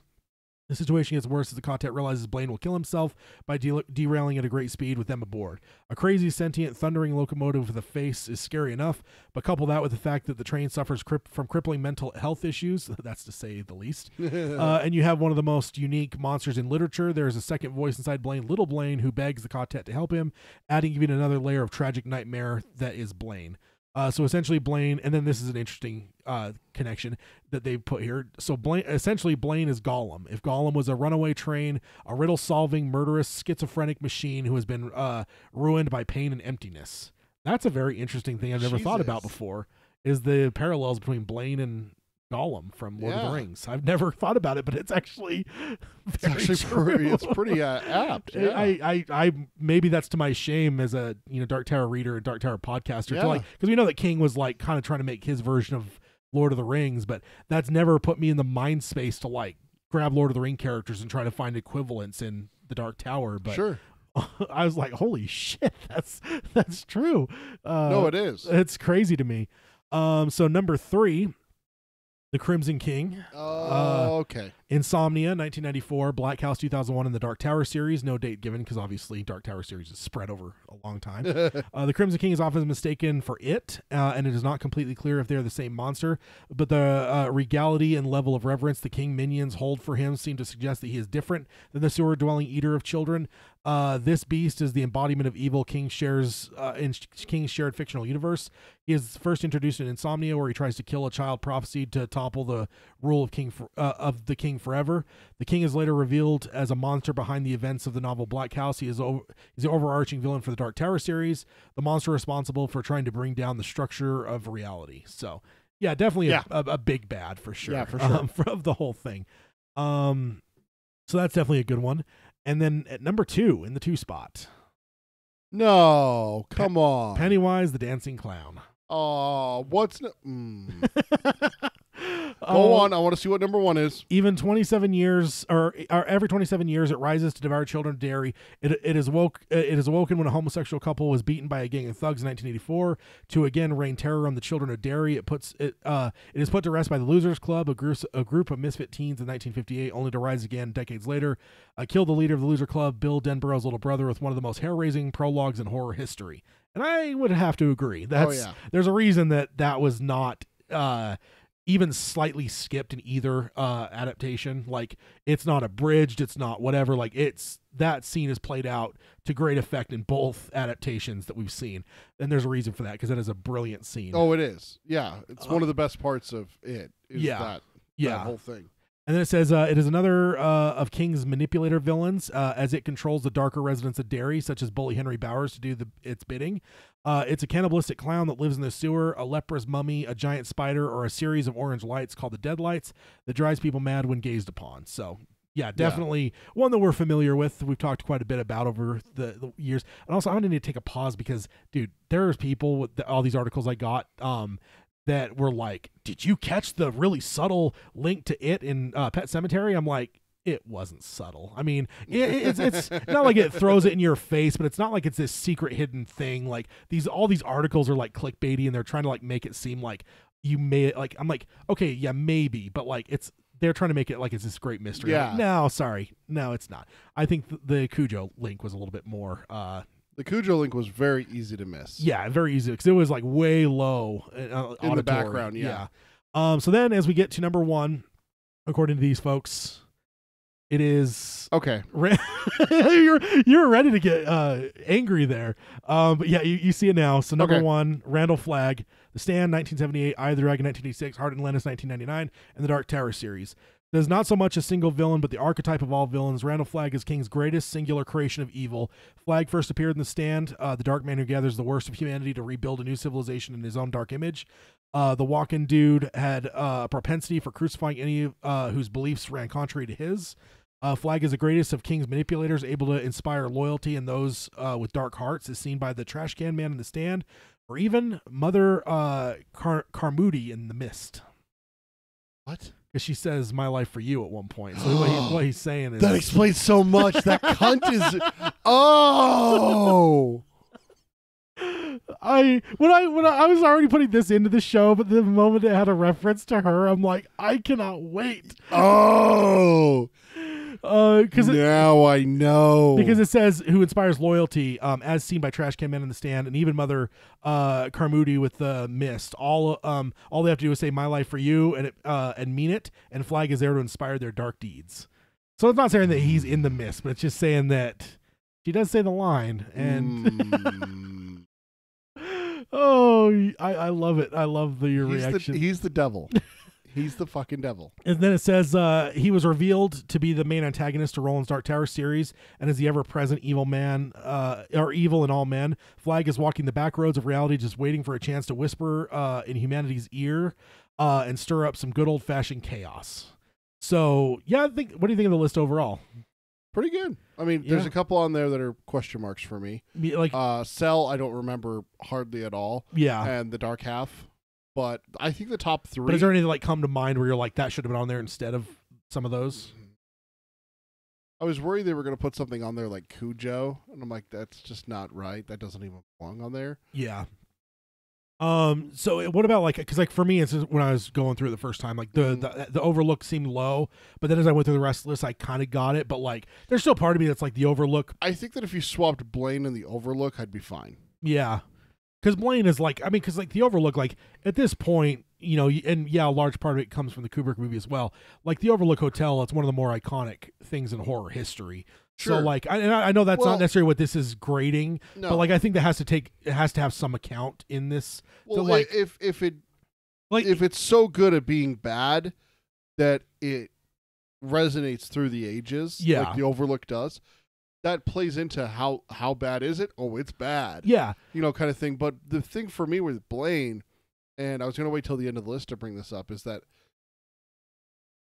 Blaine's a machine, and he's programmed that way, and while his programming got off, I mean, it's not exactly a choice. Well, I mean, but it's like artificial intelligence, though, right? Like he's sentient. I mean, do you feel that way about Blaine? I do. I feel that way about Andy. I don't feel that way about Blaine. It's just like, he like recognizes it. It's like a self-diagnostic and everything like that, which is where he's obviously a pain and is a piece of shit because he diagnosed it, and instead of just taking care of the problem and trying to fix it or taking care of just himself, he decides to take the Cotet with him, which makes him a bad guy and a villain and everything like that. But to blame him entirely for it, because someone fucked up his coding. It's kind of like, yeah, I guess it's like Frankenstein's monster. I mean, he was made. I mean, yeah, I guess it comes down to like if you see it as artificial intelligence or just as 100% within the realm of like being programmed and like there's errors in the programming that lead to it. I guess I've always pictured it more as just like I don't know. That he is more like, of a choice. Yeah, like Andy. Andy wholeheartedly, I believe, had a choice in what he did.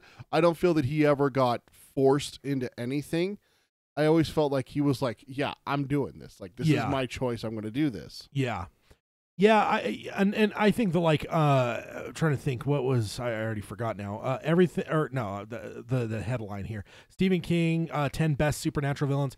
I think that like I think Blaine's got to be, because like if nothing else too, like have we found anyone that like would not put Blaine and that whole portion in like the top 5 moments of the Dark Tower? I mean, like that's a fair point. It's one of the like it just because it does say best. It's not like talking again. We're not talking most powerful. We're not talking most iconic. Like there's different things that could have changed just a little bit, but just best. And like if nothing else, it gave us one of the best aspects of the book. I mean, I'd probably rank it top 3. And honestly, it might be the best for me. It might be number 1. Sure. Like there's other moments I fucking love. I love when Roland's there calling names in front of the tower. So I love like there's some like great moments. Like I don't know about Toll. But the big thing with Blaine is that you get a couple different moments on top of it. You don't just get Roland ascending the tower and calling the names. Yeah. You don't get the Toll shootout. You don't get the moment where Susanna does this or Eddie does that. Yeah. In Blaine's thing, you get a couple different ones. I'm sorry. It's still one of the greatest moments in the entire series is Command Me Not. Yeah. You know? And you have Eddie getting his moment. And then Eddie getting his moment later and everything like that. Yeah. And like even like the lead up, right? I'm just getting to it because like I said, like Jake's in the room with Andrew Quick now. Well, Eddie and Susanna are outside the cradle with Blaine. Trying to not figure out how not to get electrocuted. Yeah, hearing little Blaine and then big Blaine just showed up right before the chapter moved away from them. So it's like I'm to Blaine now. I mean, not the full portion yet, but I'm he's in the story now. Yeah. So like I'm just at that spot. And I'm just like I can't wait for it. Just like the reverse of what we're talking about with this whole thing, where it's just like of our bracket. Yeah. The bracket. It's just like ones you just can't you just don't want to get to because they're just horrible. And I guess that's why for me like Blaine doesn't register because for me I can't wait to get to Blaine. It's one of my favorite parts of the whole books, and a large part of it comes from Blaine. So I'm not saying that people are wrong because they might feel differently. But for me, I would just as soon put Blaine up for the next time we do a poll and do most favorite because he is one of my favorite characters in the series because it leads to those moments and it leads to like one of the probably the tensest that we get in the series, right? Is there any point of tension that ever comes close? Like, no. There's some other great tension for sure, but nothing, in my opinion, nothing close to what we get there. So, yeah, I think that Blaine is worth being on there. But I will say also it's cool that Dark Tower's on here 3 times, right? Crimson King, Flag, and Blaine. Yeah, so, it's, again, being the Magnum Opus, it's going to naturally contain a lot. But, yeah, and I would say that, like, for instance, Flag is... Flag's number 1 is the Stand. I think that his role in the Stand's way bigger. Blaine, of course, is only in the Dark Tower. And I'd say the Crimson King, even though he's in others, I think Dark Tower is his main place. Like, right? Like, if you have to... read Insomnia first before you say that. Well, I'm just saying that because, like, you're actually getting, like, way more of his, like, kingdom, his minions, and you're also getting to the point where you deal with himself, right? Like, in terms of, like, the showdown and stuff like that. So, well, I mean, it comes down to the same thing as, like, a Pennywise, though, is that, you blame Pennywise for everything that Henry Bauer just does, right? So that's literally the book of Insomnia, is Crimson King is doing that with someone in Insomnia. So you definitely need to say that, read that before you say that, because, I mean, you look at everything that he does in the Dark Tower series, and yeah, for sure, definitely understand that. But some of the stuff that he does in Insomnia is, it's, yeah.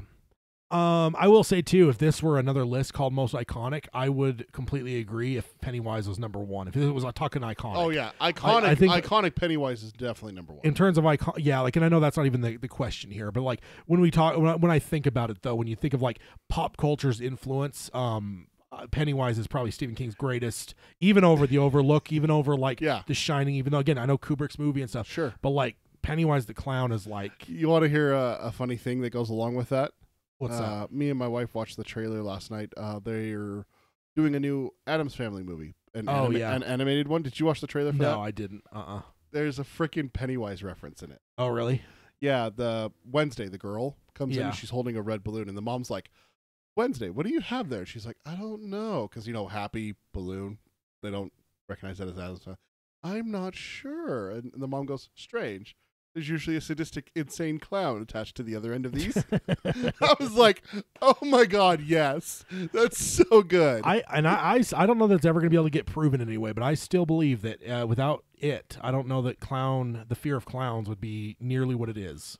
And not just the book, but Sure. Tim Curry's performance. Oh, sure. 25 Go years back to ago. the picture. Yeah, I think like hand in hand, Tim Curry and Stephen King have basically they're like the steroids for the fear of clowns, in my opinion. You saw that too, Mark, on the trailer. That's great. Yeah, I wanted to talk to you about that.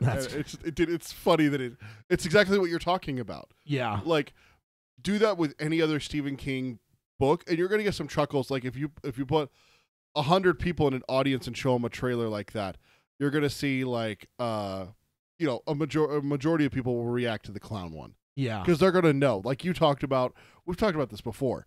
That miniseries from the 90s is as iconic as the Disney movies that were coming out then. yeah. Is it traumatized people that badly and everything? And Tim Curry, I mean, Jesus Christ. Were you the one that posted that on Facebook, or was that one that I saw on just maybe I saw it on Reddit? The Bill Skarsgård and the Tim Curry at the same age picture? Oh no, I didn't see that. Oh my god, dude, they look so much alike. Yeah, It's scary. Like I'm gonna see if I can find it real fast for you. yeah. We'll have to put it on the show notes for sure. So yeah, that's that. So now we got one more article to cover, and I actually do have a Palaver thing to talk about from the books. The next one here, Apple announced their streaming service, kind of, and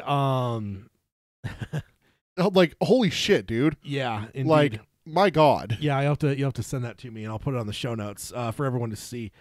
Yeah, so Apple not launched. They announced what they're going to be doing for their streaming thing. Of course, in this age, everyone wants some of those streaming dollars. I felt overly underwhelmed by Apple's thing. I'd say outside of this we're about to cover, I'm almost not interested in Apple's. It just seems like it's way I don't know, it's underwhelming. It's just underwhelming for me overall. And now that Disney has announced the price for theirs, Holy shit, like, I'm excited about that. Yeah, I feel like that's. Did you hear that freaking Netflix's stock dropped when Disney announced the pricing of theirs? Like, of course it did, because they literally just announced that they're raising their prices. Yeah. So. Yeah. But, I mean, Disney doesn't have to make money off their streaming service. Netflix does. So, but this is the one thing they announced that I'm really excited about is a Stephen King thing. So the headline here, Julianne Moore to star in Stephen King, J.J. Abrams' Apple drama Lizzie's Story. So, have you read that? Lizzie's Story? Or Lizzie's Story? Lizzie's Story? Lizzie's Story? I don't know. Have you read that? I've never honestly even heard of it. Okay. Yeah, it's definitely in the pantheon here. So this is by Leslie Goldberg from The Hollywood Reporter on April 8th, 2009. Okay. Or 2019. 2009. Oh, that's a while ago. Time travel there. 2009, I don't even know if anybody would really... Well, yeah, J.J. Abrams bought the Dark Tower about that time, so he would have been somewhat known, but not nowhere near the kind of, like, dude that he is now. Is that your greatest what if right now? No, I think Frank Darabont. Fuck yeah. Jesus I Christ. have been circling, because sometimes I just like circle movies before I watch them. Yeah. And I really think that I might be watching Shawshank here really soon for the first time in probably 10, 15 years. Yeah. I've been thinking about a lot about it. I've been listening to the soundtrack, and like I saw your post about it the other day. Yeah, I post some on social media, on my personal social media, asking about who's the main character of Shawshank, Red or Andy. Yeah. Because I feel like there's an argument to be made for both. So I've just been like, whatever, and like just with that, just appreciating the brilliance of that movie and what Frank has done with Stephen King. Now he's 3 for 3, right? You got Shawshank, Green Mile, and Green The Mile, Mist. and The Mist. Oh, So Mist. yeah, I God mean, damn it. exactly. That's the main reason I wanted to list them, is to get The Mist back in your mind. You're an asshole. Hashtag Ted is terrible. Oh, so yeah, so we'll get into, so yeah, 2019. Apple continues to ramp up their roster of high-profile originals with another star-studded drama. Following a multiple outlet bidding war, the tech giant has handed out an 8-episode straight-to-series order for an adaptation of Stephen King's 2006 horror romance bestsellers, Lizzie's Story. Lizzie's Story. I don't know exactly the best way to pronounce that. Oscar winner Julianne Moore will star in the series. Now, instantly, when you say J.J. Abrams and King, I'm like, okay, cool. Yeah, Castle Rock, you got Love 2263. Like, I'm there. Like, I'm interested. But when you say Julianne Moore, dude, there is very few that I love as much as I love her. And I remember, like, I saw her in, like, Lost World originally, probably. But, like, I remember the big one for me with her that I had to, like, really, like, get my mind around is when she replaced Jodie Foster as Clarice Starling. I'm a huge fan of that series. I had read the books and stuff. Read Hannibal. Of course, you have Jodie Foster in your mind because you read, but then when they cast, like, oh, well, it's not her. It's going to be this other person. Like, it's a tough one to come to that. Sure. And walking out of Hannibal, I'm like, I fucking love this woman. Like, she was like, she wasn't replicating trying to be Jodie Foster, but she was able to take that role and do great with it. And ever since then, like, I've just been in love with everything she does. I think she's one of the most brilliant people, like, when it comes to, like, you know, whether it's the Big Lebowski or just whatever. So she's great in everything. So good. Yeah, she's great in everything. Mark says he's reading Silence of the Lambs at the moment. That's awesome. I've been thinking about reading those. I haven't read those probably since around the time we're in high school, or maybe right after within 5 years of graduation. Probably the last time I read those, which is 15 years ago now. I reread the series when Hannibal Rising.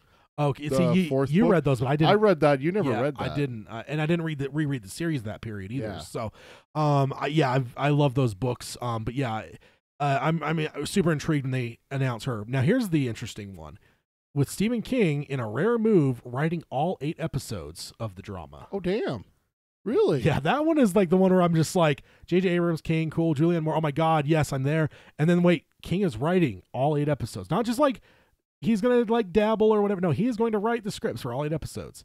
Of course, that comes with the mixed bags. King has some good writing when it comes to screenplay. He has some that is not so good.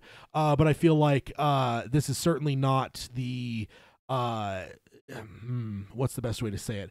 This is not the medicated, self-medicated and drinking Stephen King that wrote those screenplays back in the day. This is a different King, and I highly doubt that he's not disciplined enough to do this. And I'm really intrigued by it.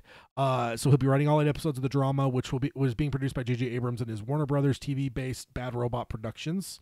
I'm excited. Now here's the next thing here.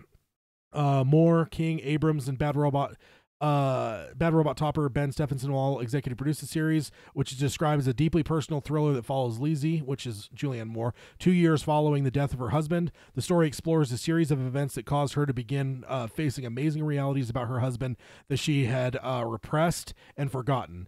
Sources say producers are now on the hunt for high-profile director for the series. So I'm interested. I think that's really cool. I do believe that this one, 2006, I think this is like literally the book that King wrote with the premise of, if I had died, like, what would that have done to my wife? And I think that's kind of what drove the creation of this book, is kind of like this wife that's trying to like come to terms with her dead husband and trying to like fully understand him and stuff. And I feel like 2006, that's about right. He probably would have started writing this right after Dark Tower, the last book, got published.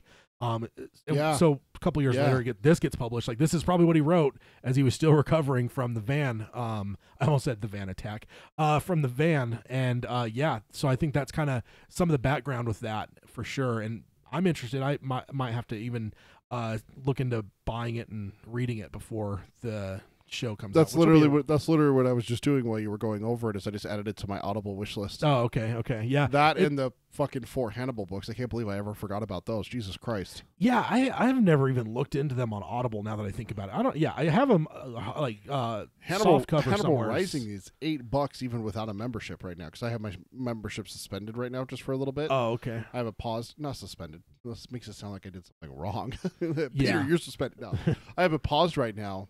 Because I had like a plethora of new novels that I needed to read first. Yeah. So didn't want to have it stacking up and getting to the point where you had a couple times where you get too many credits and have to use them or lose them. Yeah, I was almost getting there pretty soon. Just recently. So yeah, I had that a little bit ago. So I was just like, I'm not going through new stuff. I'm going through. I went through the Dark Tower series. I started, and then when I was partway through Dark Tower, I realized I really wanted to listen to Harry Potter again. And so I'm like, okay, that's 15 books right there. I'm not going to have new books. I'm just going to spend my 5 credits. Yeah. And that's where I got the books I talked to you about.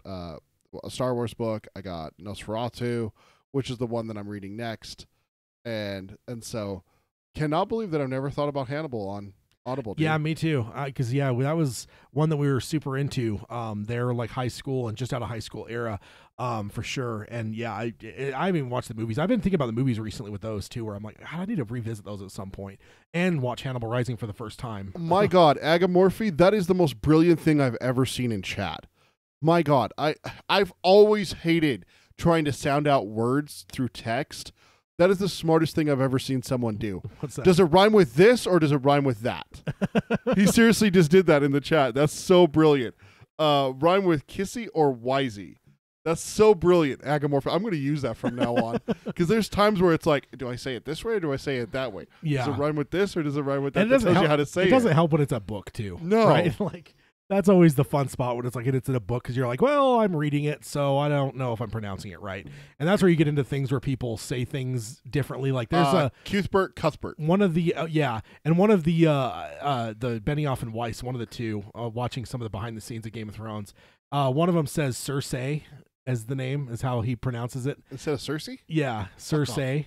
And I'm just like, it bothers me every time. But I'm just like, at the same time, he probably built that from reading these books over the years, and like, yeah, it's who's to say he's wrong, really, right? Like the worst one for me is still Cuthbert because I'll bounce back and forth between them. Yeah, me too. It's a Cuthbert for the most part, but like every once in a while I might say Cuthbert. But it's Cuthbert's the way that's my general way of saying. I know that's a thing that not a lot of people disagree with, and not a lot, but there's people that disagree with that, and everyone can say it however they want, but that's the way, mostly because the Shimi thing, I think, is where it's like King giving us a hint that it's probably Cuthbert because Shimi has a hard time saying it and thinks it's funny, and I think like Cuthbert, like that is funnier than Cuthbert. Yeah. So next up we got the Palaver question, and depending on how long this goes, this might close the episode. I was hoping to get some emails, and I thought we might, but like, yeah, I don't know. There's a lot going on. There's in this actually episode. a Palaver question.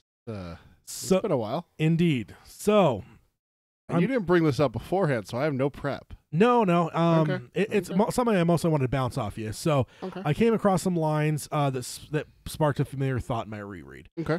So first of all, I want to synopsize my previous thing for anyone that might be newer.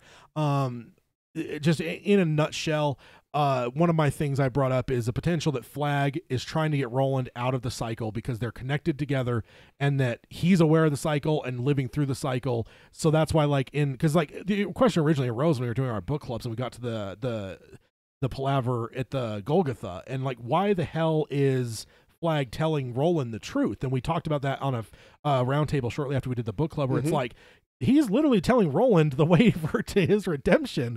Like, why the hell would the villain, the one against him, do that? Like, you wouldn't just generally have a Bond villain go, what you have to do is, cut the red wire. Yeah, exactly. So it just seemed weird. And so I started to kind of build this thought process in my mind is like that, there's things in the Palaver that Flag references where it's just like, he alludes to like, oh, you're starting your journey back. Well, I never left off. Like, and then he titters like, he knows about the cycles. There's things he says like that just give it away, like he knows about the cycles. So that's kind of like the synopsis I had. Not necessarily, and I'm not trying to say that like Flag is this good or altruistic person, more so that like, and even like when like trying to fall the tower, like that might even be more to like do that to end, like whether he becomes a god or whether he could destroy the tower, it would end the cycle at least. You know what I mean? Because we don't know. Stop this madness. Yeah, we don't know how long he's been in it. He's like Dormammu basically. He doesn't, he's aware of it, but like, Roland is like the one that's just there, doesn't realize that things are repeating. For anyone that doesn't understand that reference, go watch Doctor Strange. Yeah, for Dormammu, I mean. Indeed. So that's kind of the gist for people that are newer. There's an older episode that we go into it more. Yeah. Maybe put that in the show notes, which episode that is, if they want to go listen to that. Yeah, I'd have to find it. I don't remember if that was like the main event of an episode or if it was just something that came up. But that would be some research. Right yeah, that'd be tough. That'd be tough. So I can't recall if it was book 2 or 3. But Roland was considering Jake. And the fact that the Man in Black was basically the one that placed him there. And then I think at this point it was basically as Roland's going mad, so it would have been book 3. Because I think he starts to think like maybe this was the plan of the Man in Black is he put Jake there to basically destroy me, because Roland's accepting of death until he gets the key from Eddie. He's pretty much to the point where he's like, I'm done. Like I'm gonna go insane and I'm gonna die. Yeah, and he basically is like, he starts weeping with Eddie and stuff. He's like, I need, this needs to stop. Yeah, it's the end of the line in a lot of ways. So in that point, he's kind of reflecting at one point, kind of thinks like, well, Flag put Jake here. Maybe this was the purpose, because like whatever. So I look at it and say, Jake's presence in Roland's life. Basically, the thought from that is that rather than Jake coming into Roland's life, that's not Caw, but it's Flag. With the strategy of maybe slowing him down on the chase to Flag, that would be your first impression from when like he shows up, right? It's like, oh well, this might be a trick of Flag's. It's like, well, yeah, because now it's going to slow you down and you're on his heels. Like it's a good way to slow you down because you help this kid, you're going to be slowed down. Sure. I don't think the Flag. I personally don't know that Flag would have had driving Roland crazy in mind, because there's choices that would have to be made by Roland to get to that.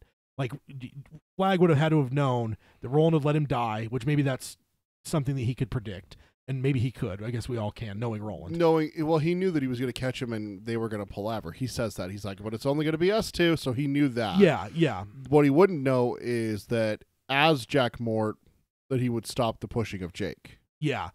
And exactly. And then would he be conscious of the fact of the doors and the fact that Roland would first let Jake die, and then that he would enter Mort to be able to save him? That's a lot of dominoes. That's a Rube Goldberg machine. And I'm not saying that Flag is not capable of that. It just seems a little bit more far-fetched. But if we want to assume that Flag can contrive or get both these things in his mind and play it out, then great, we can think that. But here's the question I have. What if Flag's plan for Jake was exactly what happened, except that there's obviously failure in the end? What if Flag's goal with Jake is the long game of having Roland move towards redemption to either forsake the tower, because that's ultimately the redemption, right? I mean, that's the way I interpret the ending. Or to sacrifice himself, which is exactly what Roland was trying to do. And if it wasn't for the arthritis, Roland would have died, Jake would not have. So in either case, could Jake possibly be the long con for Flag, because he kind of almost knew that redemption could come through him? Again, he's telling him what to do in the Golgotha, like, you need to like give up the tower, like it's whatever that you need to so like with here, like rather than being the first part of the story, which we've kind of maybe always assumed that Jake is like, if he's a tool of Flag, it's to be used there in that first book, maybe second book.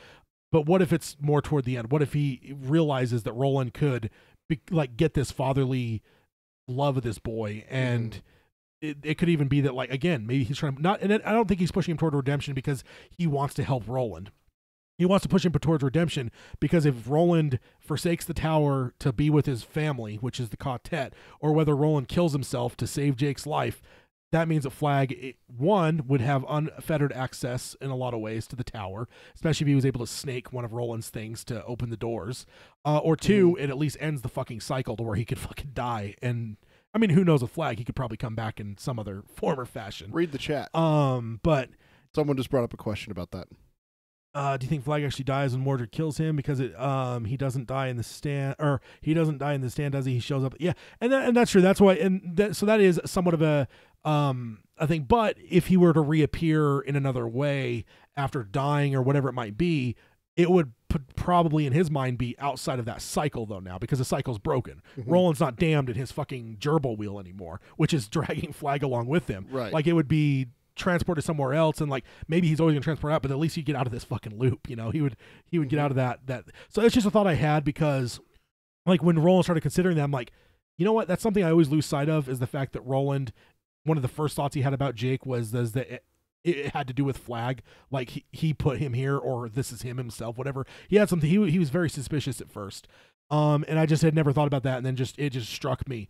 Again, as I got to that moment where Roland's like, maybe this is Flag's plan all along. Like he's gonna kill me with this. This is going to kill me. Sure. And it just made me think, like, what if the redemption portion is like the next step of that? Like maybe that's Flag's play, because we know Flag's been through this. We know he's remembering things. So maybe he's tried other things. Maybe this is his next thing where it's just like, fine, let's see if we can get you to fucking fall in love in a fatherly way with this fucking kid that will that now it's rolling the dice no matter what. But maybe that's his way of rolling the dice. I don't know what you think, but that's just kind of the thought I had as I hit that. I actually paused the book when I was listening to it, and I was just like thought about it for a bit. Like, So I was just like, whoa, man, like that's like kind of a, and I know that's like somewhat tangential. It's of course not going to be in the text. This is all stuff that we're like interpreting, right? Mm-hmm. But it is something that hit me because I was just like, holy shit. Because again, we had talked at length about my theory about maybe Flag just trying to break the fucking cycle. I mean, and I will say, I think that can live, him trying to break the cycle, along with the fact that he wants to get the tower. I don't think those are mutually exclusive. I don't think he's only trying to get the tower to stop the cycle. I think if getting the tower could possibly make him God or whatever, I think he'd be fully accepting of that, and that would maybe be his goal. But maybe like the side of it would be like, well, if I'm not God, at least I can maybe stop the fucking cycle. But it's better to be dead and cast into the the outer darkness, or what do they call it? Toadash darkness. Toadash darkness. Than being stuck in the cycle for another fucking loop. Yeah, is his way of thinking. Yeah, you see that with villains. There's villains who have that throughout the course of fiction history. Is that they're like, well, I'd rather die than do this again. I'd rather die than repeat or something like that. And I definitely see where you're coming from. I definitely do. It's an interesting thought. It definitely is an interesting. It can thought. never be There's proven a in the couple text. things. Yeah, there's never going to be anything that proves it. And I think that if we're going to look at the true villain of Flag, who he focuses most of his efforts on throughout the series, is not Roland. You look at where's Flag at for everything except books 1, 4, and 7. Yeah, like where is he? He's kind of like Gandalf in The Hobbit. He just pops in and out. Yeah, he pops in and out, and that's where I think that if you look at Flag and you look at where his aims are focused, I think his big bad isn't necessarily Roland. Roland thinks of Flag that way because of everything that happened in his childhood with his mom. Yeah. But I think that this just occurred to me, so this has no thought process. This is just a thought. What caused Roland's hip to flare up? King. Yeah. King's been tried to be killed several times. Right? Yeah. Like we talked about that, like the alcohol, the drugs, and then when those stopped, the minivan. Right? Yeah. Trying to stop the song, trying to stop the story. Yeah. Trying to stop the cycle, maybe. Yeah, could be. And that's where Flag is always focused, is that. Instead of Yeah. Roland, he's focusing on King. Now, granted, King's such an entity that he can't just walk up and slit the guy's throat. Yeah. Flag's not that powerful. Flag would get destroyed. Yeah. Because there's a higher power working through King. Yeah. And that's what we talked about, is the Rose, King, higher entities. Yeah. Right? And so I think that maybe Flag is worried about that more so than necessarily stopping Roland in the books, in that cycle. And that may be where we see, and that was the question that popped into my head. I thought that was interesting that Flag, King, and King wrote a counter to Flag, Flag trying to stop Roland from getting to the tower since he can't stop King. Yeah. But King takes the hit himself by stopping Roland from saving him. Yeah. Yeah, and I think the other thing too, of course, the other variable involved is the beams, right? He's really focused on the beams, is what would be a lot of our thought processes in the cycle that we get in the books. So it could even just be, and that was part of my original theory too, was the whole reason to break the beams and would destroy everything, and that's maybe the Crimson King's goal. But maybe Flag's okay with that goal too, because he's just like, better than repeating this shit more. Let me try and get to the towers, because if I can get to the tower and I can become supreme God of everything, then that's better than getting cast into Toadash darkness. But if I had to pick between the three, being king of the universe, Toadash darkness, or being stuck in this fucking loop one more time, I'm going to pick Toadash darkness every goddamn time. To answer your question, Will, he says Flag dies in a Keystone world, doesn't he? So he's gone. That would hold true. Does he die in Keystone? That would hold true. Well, he dies in the realm with the Dark Tower, where Mordred is the realm with the Dark Tower. Okay. Yeah. Because that's the Dixie Pig. That's where the Rose is. Okay. So the thing I would argue against that is the last line of the book. The man in black fled across the desert. Who's the man in black? Yeah. That means that it's reset. If it gets reset, things get undone, because Eddie dies in a Keystone world as well, and so does Jake. Yeah. And I'll tell you right now, in the next cycle, we're going to have Eddie and Jake, Yeah. right? And that goes back to my question. I think it was a couple episodes ago, maybe before the last book club. Do we always get Eddie, Jake, Susanna? Or do we sometimes get Bob, Gary, and Jennifer? You know? But they would be stylistically similar. They would be similar to them, similar from to different levels of the tower. Yeah. You know? Yeah, and I bounce back and forth on that for sure. But yeah, I think that because I feel like with the loop, right? The loop kind of breaks some of the rules. Now I think the loop could be overridden. Obviously, if the tower falls, then everything is destroyed. And then then the loop's gone, right? So and I think that's kind of where it gets into like Keystone. But I think that so Will, I think that you're true. You're right that he dies in Keystone. That does mean he's gone, but the loop is a higher entity than that. That it actually does, because it resets back to minute zero, second zero, microsecond 1. You're back to that moment again of the loop, which means that he's back. And again, my theory, I think there's enough proof to go beyond my theory, though, to say that Flag's aware of the loops. Sure. Like, I feel like there's enough in there to know that, like, he knows. I argued against it when you first brought this theory to light at the round table when we talked about bringing up this initially. But I think the more I look at it, the more I see your side of it, that he may not be stuck in the loop with Roland, but he's definitely aware of it, for sure. Yeah. Because I think that if he was stuck in the loop, he would be far more probably insane, because, I mean, Roland's memory gets wiped every time. Yeah. Flag's memory getting wiped, but discovering would have to be very quick in that desert. Because they're crossing the desert, and the Palaver's just after that. Yeah. So, well, here's the thing, though. Okay, so I would argue that him knowing about it and remembering everything wouldn't necessarily drive him mad, because it is such an open world in such a huge period of time that he's able to do and try a lot. And maybe the point where, like, that's where he gets to the point of, like, just let me just destroy the fucking tower to end this, is because he's tried 14,605 ways of ending it, and it hasn't worked. Now it's the point where it's just like, all right, fuck this, I'm done. And I don't know how many loops you have, but I'm just saying that, like, I don't think that necessarily would drive him mad, because he doesn't have a lot of limits. Whereas, like, the Crimson King stuck on a balcony, like, that's going to drive you mad. Like, you're stuck in a small spot, like, which King does cover. The Crimson King flat out has gone insane. Exactly.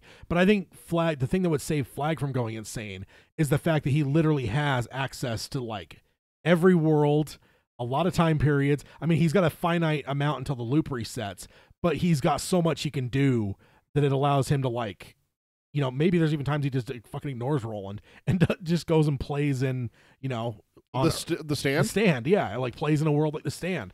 He's just like, fuck this, I'm going to go destroy Kansas. Yeah, and then it resets. Like, okay, well, this time I'll try to go against Roland again. Like, in terms of, like, maybe directly, maybe that's what the end of the stand is a reset. Yeah. That's Roland getting to the tower. Holy shit, we just opened another door. That's it. The end of the stand is maybe Flag dies there. Dies, I'm using air quotes, dies there in Las Vegas when the nuke goes off from Trash Can Man in the Hand of God and everything like that. When he wakes up on the beach, that's Roland resetting the timeline again. Yeah. But wouldn't it put him right back into the desert, though? Yeah, I think so. Now, the thing that I wish the movie would have done is implied in some way that, like, Flag and his little, like, zone where he had, like, all of his people and he had different doors and stuff, that he would use the doors to every so often get back on that trail to, like, lead Roland along. Sure. Like, that was one of the biggest misses of the movies. I'm like, man, he should have done that, because that would have been kind of a cool thing to just, like, show that he's just, like, living the high life in, like, his fucking, like, compound, but, like, every so often he'll jump pops in to make sure that he's going the right direction. Yeah, to lead him on. Builds, like, one of the little fire things. Hold on. We're gonna have to stop this board meeting for just a second. Pops through a door, builds a fire, sets it. And time. Okay, I'm good. Yeah, takes off. Close the door, then takes off again. Yeah, sleeps in a comfy bed. He's got a teddy bear. So I don't know. It's just the thought I had as I was going through. That's what I love about going through these rereads, is, like, having new thoughts. And it doesn't always happen. Sometimes I just, like, zip through a reread, but other times I'm a little bit more cognizant of, like, larger things and, like, whatever, like what some of this might mean. I think I brought up, like, some of the stuff with like worlds, right? Which world are people from? Are they from the same world, different worlds, different universes, Sure. that kind of thing? Like, I'm just having more thoughts this time around. So yeah, that was just a thought I had. It plays into the larger theory of how to flag, but. And of course, I am an unabashed Flag fan, so maybe I'm putting more thought into him than that some people would think he deserves. Yeah, but you're like, definitely you're putting more theory into it than like what I would, because Flag's a good character. Don't get me wrong, Flag's a great character. I love Flag as a character. Despise him as a human fucking being, if you can even call him that. Like, just detestable. And we went over this with part 1 of the Flag Summit. Is that for me? It's the largest part is like, I understand you have your goals and your ambitions and everything like that, but if you're gonna trample other people to get there, man, fuck you. That's where I hate that, and that's the fucking lady from the Mist in a nutshell. Yeah, is that they'll sacrifice the child so we can have what we want. I'm like, oh, fuck you. Yeah, that's just no. Yeah, indeed. Yeah. So that's it. That's all I got with Palaver, and it actually puts us pretty close to time. So we won't be able to get into any emails. We got to do an email episode. We got some really good emails from people. It's not necessarily like all emails for an episode, but we definitely need to do one where there's some lighter stuff that we can get into those. We've had we've had some news. I mean, this even had some news. The last episode obviously was very news centric. Yeah. So I think that what we should aim for, if there is no news, but it is hard to do it after Roundtable. I mean, a book club. A book club. Which of course is our next episode is going to be a book club. Yeah. So that's where we got to play it by ear. But if I'm with you on that, if we get past that book club and there's not much news, you read it more than I do, so you're going to have to judge that. But if it's news light, let's skip the news and let's just do emails. Yeah. Yeah. We definitely want to get to some. We got some good ones, some good conversations. So we'll get to those. We're not like super backed up. We just got some good emails. There are some lengthy ones too, to where like we haven't necessarily, like, I don't want to jump into like even like the first one, because I'm like, that's probably like it's probably like easily like a 30-40 minute conversation, tangents, and it's just like, just because it's a good conversation. It's a good conversation. It's not like just like what do you think? I mean, even those questions can get out of hand at times. But I just don't want to change the emails at all. So we'll definitely get to them. But yeah, so everyone, we'll go ahead and hit into our outro stuff. Let's see. So, let's see. Did I miss something in the chat? I'm trying to think here. No, Mark's talking about Flag. Definitely knows about the loop. He hints at it a couple times. The wind through the keyhole is a take Roland is told by his mother, but the taxman is clearly Flag. Oh, yeah. Yeah. Mm-hmm. Yeah, and again, I'm one of those ones, like, when it comes to Stephen King stuff, I almost assume, like, characters are Flag. Until you tell me otherwise, that's Flag. Until you prove it's not Flag, it is Flag. So, first of all, before I even jump into the normal stuff, everyone hit up the bracket. Got a few, let's see, by the time this episode posts, it'll probably be somewhere around the 16th. So you've got pretty much until Saturday the 20th at midnight, the round 2 ends. And actually, since it is a Saturday night, there's a chance I might be up and I might be able to get round 3 posted pretty quickly. But so go ahead and have your say. I know I haven't even done mine yet, so I need to jump on there and vote for my round 2 stuff. But hit up the bracket stuff. It's been a lot of fun. Can't wait to see. You can vote more than once? No, it shouldn't let you. I've already voted. Did you vote on your phone? I did. That's weird. I have it set to like not. Are you on my Wi-Fi? Because it goes. No. I think it goes by IP address or something. So. I can vote from work. I can vote from home. I can vote from here. Yeah, I mean, sway the votes, Peter. Be a true politician. Let's call it the honor system, right? Gunslingers say honor system. I'll be honorable. What happened? Well, I honestly was going to go look and just see where we were at with a couple of them. I wasn't going to say anything on the air. I'm just generally curious where we're at, but. So what happened with the guy that cheated court in the riddle competition? He died. No, I'm not cheating. I just wanted to go see the results, and it's telling me to vote. No, I'm just kidding. I just got I was just hit that point of the book. So hit up our bracket stuff. And then if you guys want to help the show out, you could subscribe, rate, and review us on iTunes. You can stream us on Stitcher. You can find the show notes at darktowerpalaver.com. You can also find our bracket at darktowerpalaver.com. All the articles that we covered today will be listed on there, as well as if Peter remembers to send me that picture. Already did. Okay, you did? Okay, cool. I'll put that on the show notes. Yeah, the picture comparing Tim Curry to... Oh shit! I just spaced Bill Skarsgård. Skarsgård. Holy yeah. shit! Right? I showed you. Like, damn. Yeah. Indeed. So yeah, that's that. And if you guys want to engage with us, just because I said we're behind on emails doesn't mean we don't want you to send them. In fact, we still want you to send them because there will be times there's short, like episodes that don't have as much news, and we do a lot of emails, and so we'd like to have them. So if you've been kind of walking the line and deciding whether you want an email or not, do it, as someone might say. Emperor Palpatine, as it were. If you want to reach us, email, like Tad said, darktowerpalaver@gmail.com. We have our Facebook group. It's facebook.com/darktowerpalaver. And then we're also on the Twitter. It's @darktowerpod, @darktowerpod. We stream our shows live. It's youtube.com/darktowerpalaver. You can check out old shows there as well. Not all the way back to the beginning of the show, the podcast, but definitely a lot of them there. If you follow along, you can definitely see the slides that Tad shows me, like the great article today, the top 10 supernatural villains for Stephen King, has a picture of each one and everything. So great stuff. Yeah, indeed. And then Mark said he had to go. He's got a 2-week-old, which means that he's had a baby since our last episode. Hey, congrats, Mark. Congrats on that, Mark. I don't know if you're still in here, but hopefully, I guess, I don't know if you'd listen to the podcast since you were just here for the live stream. But if not, we'll try to remember in 2 weeks to tell him. Yeah, you try to remember, because I know for a fact that with my memory, like what is it, the Simpsons joke? Because of TV, I can't remember what happened 5 minutes ago. Like that's literally me. So yeah, thank you guys for joining us. We will see you guys next time, and we sign off as we always do by saying long days and pleasant nights. Long days and pleasant nights, folks. And everyone in the chat, thank you guys for joining us. It was a lot of fun. Good input from everyone. Let's see, Mark, Will, Agamorphy.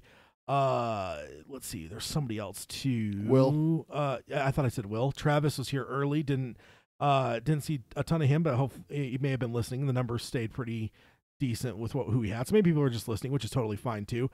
But yeah, Will, Mark, Agamorphy, Travis, everyone else that may have been in the chat that stayed quiet.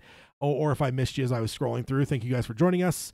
It's a lot of fun, and we will see you guys next time for Book Club of Drawing of the Three. Up the beach. Indeed. See you guys next time. Bye, guys.